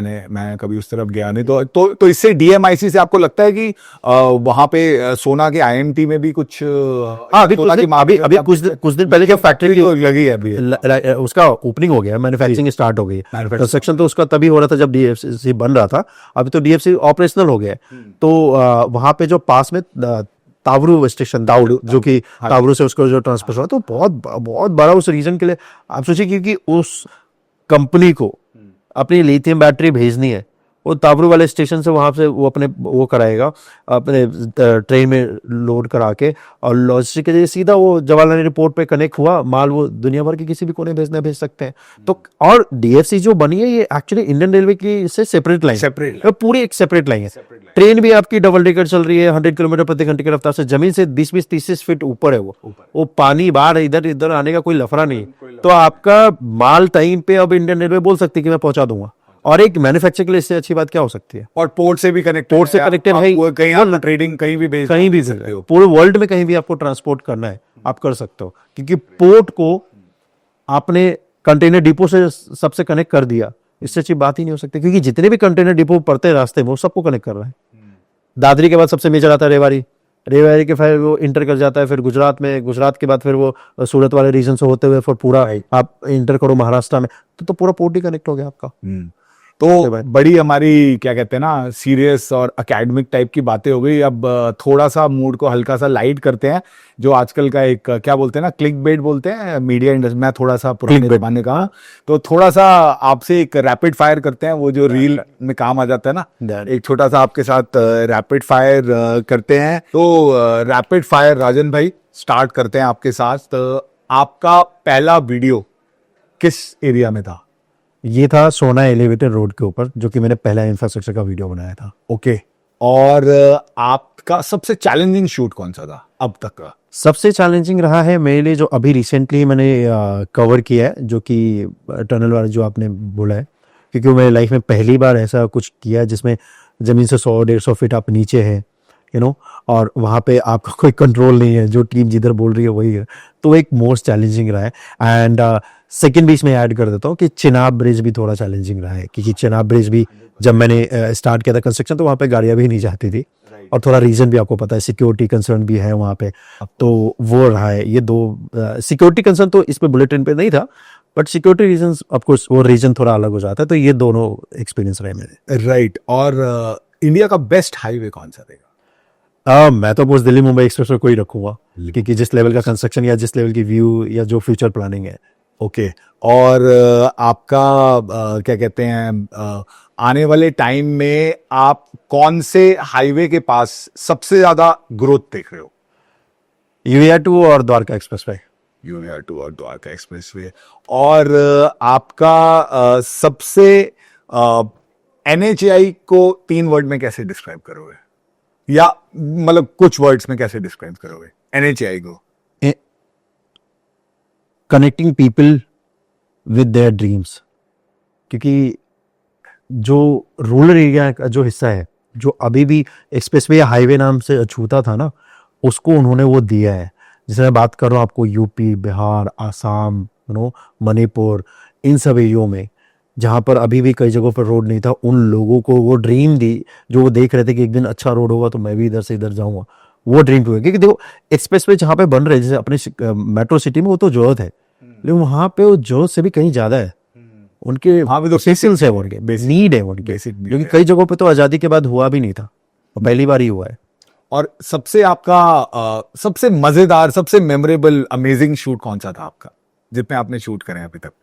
ओके, तो जितने भी मैंने किए हैं उसमें से सबसे फन, आप नॉलेज वाइज पूछ रहे हैं या फन वाइज पूछ रहे जैसे भी, जैसे आपको मतलब fun wise, I would say fun wise, जिसमें आपको मजा आया, जो आपको लगा कि यार ये एरिया मतलब आपको कोई अनएक्सपेक्टेड मिला है, आपको बहुत मजा आया वहां शूट करके? हैं? वैसे सबसे बेस्ट था तो मेरे लिए दिल्ली देहरादून एक्सप्रेस जो मैंने किया था, वो मुझे बहुत मजा आया, ट्रस्ट मी। क्योंकि वो जब एक्सप्लोर किया उसको, पूरा देखा कि कैसे बना रहे हैं, क्योंकि पहली बार ऐसा कुछ हो रहा था कि जहाँ पे, तो उस रीजन को कवर करना मतलब बहुत अमेजिंग था मेरे लिए, राइट, बहुत ज्यादा। राइट। और आज अगर मेरे को इंफ्रास्ट्रक्चर डेवलपमेंट के हिसाब से अगर मेरे को पैसा डालना हो, तो मैं सोनीपत में डालूं या धुलेरा में?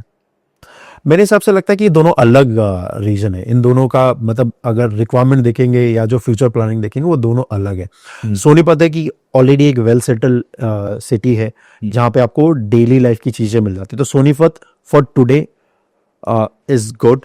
नेक्स्ट टू नेक्स्ट जनरेशन अगर आप देख रहे हैं तो Dholera is for sure, because क्योंकि अभी तक कोई भी हमने एज ए इंडियन कोई ऐसी सिटी खुद से नहीं बनाई है जो प्लान करके बनाई हो, जो डे वन से हम ये कह सके कि हमने बनाई है।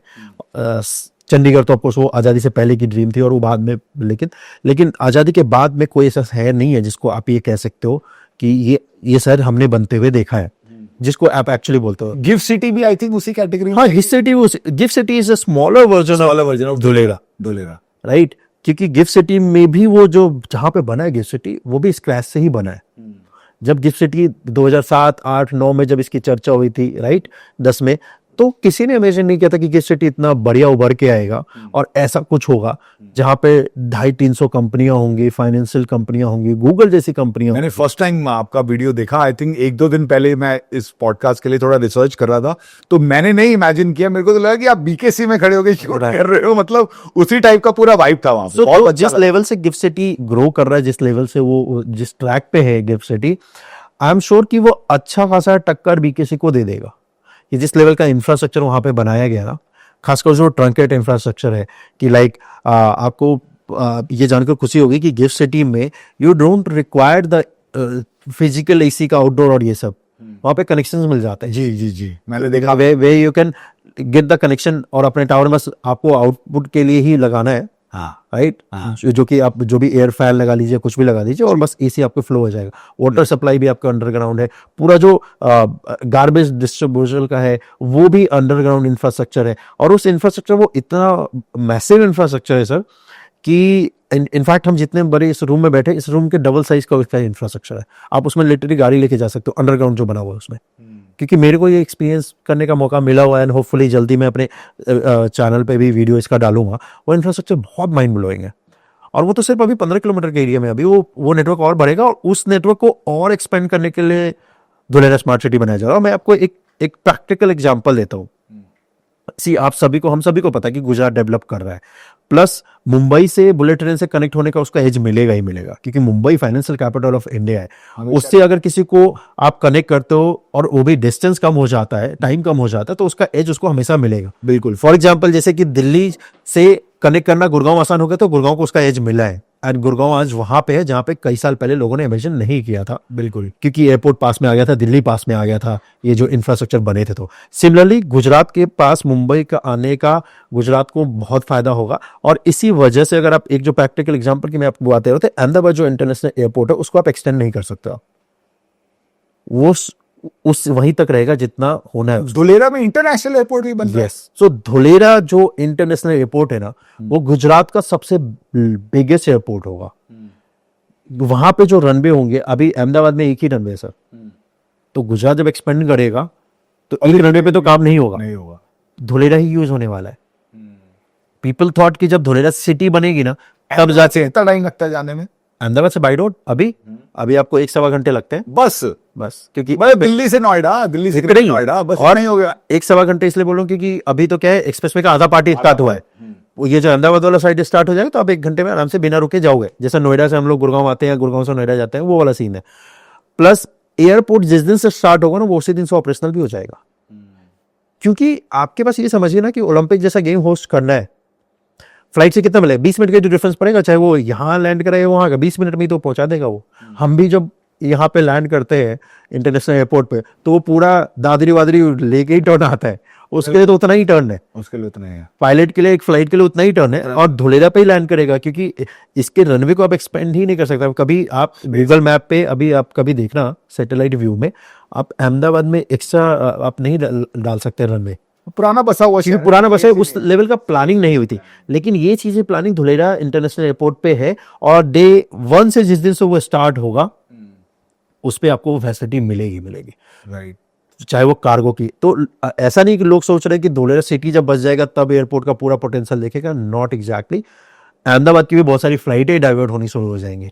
That is why to connect Ahmedabad और धुलेरा वो एक्सप्रेस वे बनाया गया है, ताकि डे 1 से आप कनेक्ट कर सको। एंड वो इंडिया का पहला सिटी है जहां पे डे 1 से आपको इंटरनेशनल एयरपोर्ट और एक्सप्रेस वे मिल रहा है। You show me the any city जहां पे आपको ये दो फैसिलिटी सिटी के बनने से पहले आपको मिली हो। हमेशा बाद में आई ये चीजें, चाहे वो एक्सप्रेस वे हो चाहे एयरपोर्ट हो, वो भी इंटरनेशनल, राइट। चाहे आप मोहाली ले लो, चंडीगढ़ ले, किसी को भी ले लो आप, बाद में एयरपोर्ट और एक्सप्रेस वे आपको मिला है जब आबादी वहां पे बस गई है। बिल्कुल। लेकिन इस साल में मैं कल ही परसों कहीं पे बैठा था किसी इवेंट पे, और मेरे पास एक बहुत अच्छे सर थे जो कि एक्सपीरियंस है, उन्होंने काम किया, तो उन्होंने मुझे डिफरेंस बताया कि लास्ट मतलब जब लास्ट गवर्नमेंट थी तो उसमें कैसे काम होता था और इस गवर्नमेंट में कैसे काम होता है। उन्होंने बोला कि यार मैं प्लानिंग कमीशन का हिस्सा रह चुका हूँ, उसमें यह था कि बस बना दो और 4-5 साल तक चल जाए, उसके बाद देखा जाएगा। इसमें यह कि ये बोलते हैं कि 20 साल तक क्या होने वाला है इसका रिपोर्ट बताओ पहले, तो अब इंफ्रास्ट्रक्चर उस हिसाब से डेवलप किया जाए। तो इसी वजह से Dholera, if you planning to invest in the future, go in Dholera. If you planning for short term और जस्ट शॉर्ट टर्म की करना है या आसपास करना है, Sonipat is the best. So guys, before we finish this podcast, कुछ हम आपके राजन भाई आपके बिजनेस इंटरेस्ट के बारे में जानना चाहेंगे। आप मतलब जो मेरे को आइडिया है, सोनीपत में, धुलेरा में और कौन कौन सी मार्केट में आप ऑपरेट करते हैं, मतलब आप थोड़ा सा अपना बिजनेस प्रोफाइल के बारे में अगर हमारे व्यूअर्स को बताएं। देखो, तो फुल टाइम तो मेरा यही है, इंफ्रा और यूट्यूब जो मैं कवर करता हूँ। ओके। प्लस क्योंकि इसमें से बहुत सारे आपके जैसे या बहुत सारे ऐसे मित्र हैं जो कि इन्वेस्टमेंट में इंटरेस्ट रखते हैं, तो उनके लिए अभी मैं फिलहाल मतलब ऐसा समझ लीजिए कि मैं एज अ कंसल्टेंट या गाइड का काम करता हूँ, एडवाइस देता हूँ उनको कि भाई किस सिटी में आपको निवेश करना चाहिए। तो मेजरली मैं अभी 4 सिटी में एक्टिव हूँ, जहाँ पे मैं मार्केट को थोड़ा क्लोजली आप जैसे फ्रेंड के साथ बैठ के बात करता हूँ कि यार किसी को निवेश करना है तो किस डेवलपर के साथ जाना चाहिए। सो 1 is Sonipat, second 1 is of course gift city, third 1 is Dholera smart city. तो इन 3 जगहों पे मैं थोड़ा ज़्यादा एक्टिवली हूँ।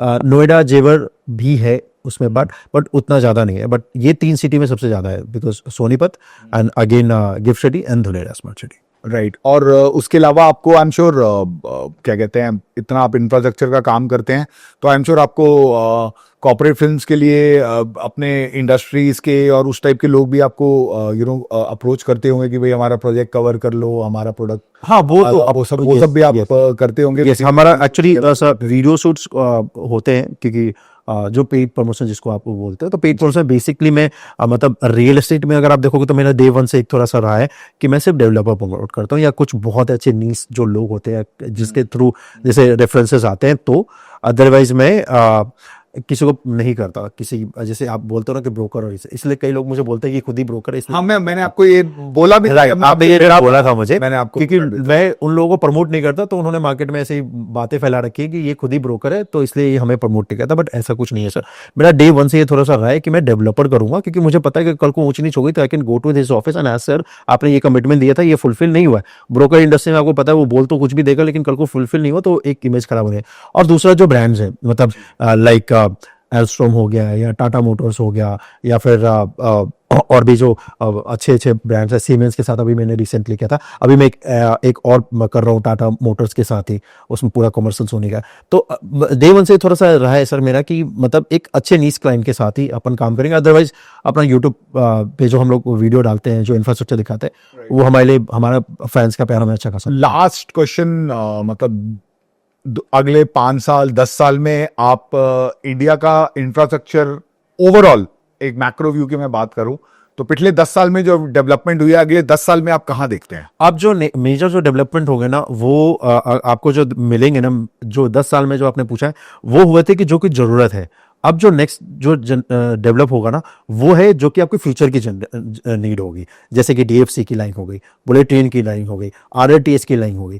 क्योंकि आज हो सकता है, आज मेट्रो भी अगर आप देखोगे तो दिल्ली में अगर आप ट्रेवल करोगे तो वो एक ऐसे सिचुएशन पे आ गया है कि जहां पे वो कई बार ऐसा लगता है कि कोलैप्स कर जाएगा वो सिस्टम, क्योंकि बहुत ज्यादा पैसेंजर का लोड हो गया है। तो इसलिए नए नए जो ऑप्शंस है वो अब आपको देखेंगे, नए ट्रांसपोर्ट के मोड दिखेंगे, जिसमें आरआरटीएस भी है, जिसमें आपको बुलेट ट्रेन भी आपको दिखेगा, अब मोनो रेल भी आपको दिखेगा, जिसमें आपको सुपर एक्सप्रेसवे भी दिखेगा। सुपर एक्सप्रेसवे व्हेन यू से एक्सप्रेसवे से भी हायर स्पीड में आपको वो मिलेगा। तो नेक्स्ट 10 ईयर्स में आपको ये इंफ्रास्ट्रक्चर मिलेंगे जो कि फ्यूचर की नीड है। और डीएफसी तो 4 ऐसे हैं, जो कि DFC dedicated freight corridor, super expressway जैसी चीजें आपको दिखेंगी, आरआरटीएस सेमी हाई स्पीड जो ट्रेन बोलते हैं, और एक बुलेट ट्रेन। क्योंकि ये आपको, आपने एक कंट्री को वहां पे ला दिया कि चलो अभी ये व्हील चल रहा है, लेकिन इसको कंटिन्यूस में लाने के लिए, नेक्स्ट लेवल पे लाने के लिए आपको नेक्स्ट लेवल इंफ्रास्ट्रक्चर पे इन्वेस्ट करना पड़ेगा। और वही इंफ्रास्ट्रक्चर आपको देखने को अब मिलने वाला है। और आपको एक और मैं ऐड कर देता हूँ, जिसमें ड्रोन का भी जो ट्रांसपोर्ट सिस्टम है वो भी आपको देखने को मिलेगा नेक्स्ट 10 ईयर्स में, क्योंकि बहुत सारी कंपनियां हैं जो कि ड्रोन ट्रांसपोर्ट सिस्टम पे बहुत हेवीली काम कर रही है। So guys, that was a very, very educational yet informative session with राजन भाई। और बहुत कुछ हमें सीखने को मिला, एक दो रेवलेशन मिले, एक दो बातें पता चली जो हमें आज तक नहीं बताई गई थी। और जेन्युइनली गाइज, मैं 2 घंटे 3 घंटे और भी इनके साथ बात कर सकता हूँ, but he is a busy man. I am sure he is other things to do, इनका भी शेड्यूल बिजी होगा। और मतलब ना, मौका लगा तो कभी कुछ और नई डेवलपमेंट आएगी तो इनसे हम डेफिनेटली इनपुट्स लेते रहेंगे। एंड आई रियली होप कि आज का एपिसोड आप लोगों ने भी बहुत बहुत इंजॉय किया होगा। और यही मेरी तरफ से कोशिश है कि मैं कुछ आपके लिए कुछ नई इंफॉर्मेशन, कुछ अपने कंफर्ट जोन से बाहर, कुछ रियल एस्टेट के डोमेन से भी बाहर जाके कुछ नई पर्सनैलिटीज से मैं आपको मिलवाऊं। That is going to be the future course of my podcast. So thank you so much. Thank you so much, thank you so much for बहुत मजा है, बहुत same here, and thank you so much मुझे बुलाने के लिए। And I am sure कि आपके इस पॉडकास्ट से ये मिथ मार्केट की दूर हो जाएगी कि ये खुद ब्रोकर है इसलिए ये प्रमोट नहीं करता। Because when we met first time and he said, मैंने कहा भाई मैं सबसे पहले आपके पॉडकास्ट पे ही आऊंगा, तो अदरवाइज वैसे मैं जाता रहूं। Thank you so much for having, बहुत मजा आया, बहुत thank you so much. Thank you guys, thanks for joining. I will see you guys again with another interview with another personality. आप जैसे हमें सपोर्ट करते रहे हैं, आगे भी सपोर्ट करते रहेगा। Please like, share and comment on our videos, and please subscribe to our channel. I will see you guys again very soon. Bye for now.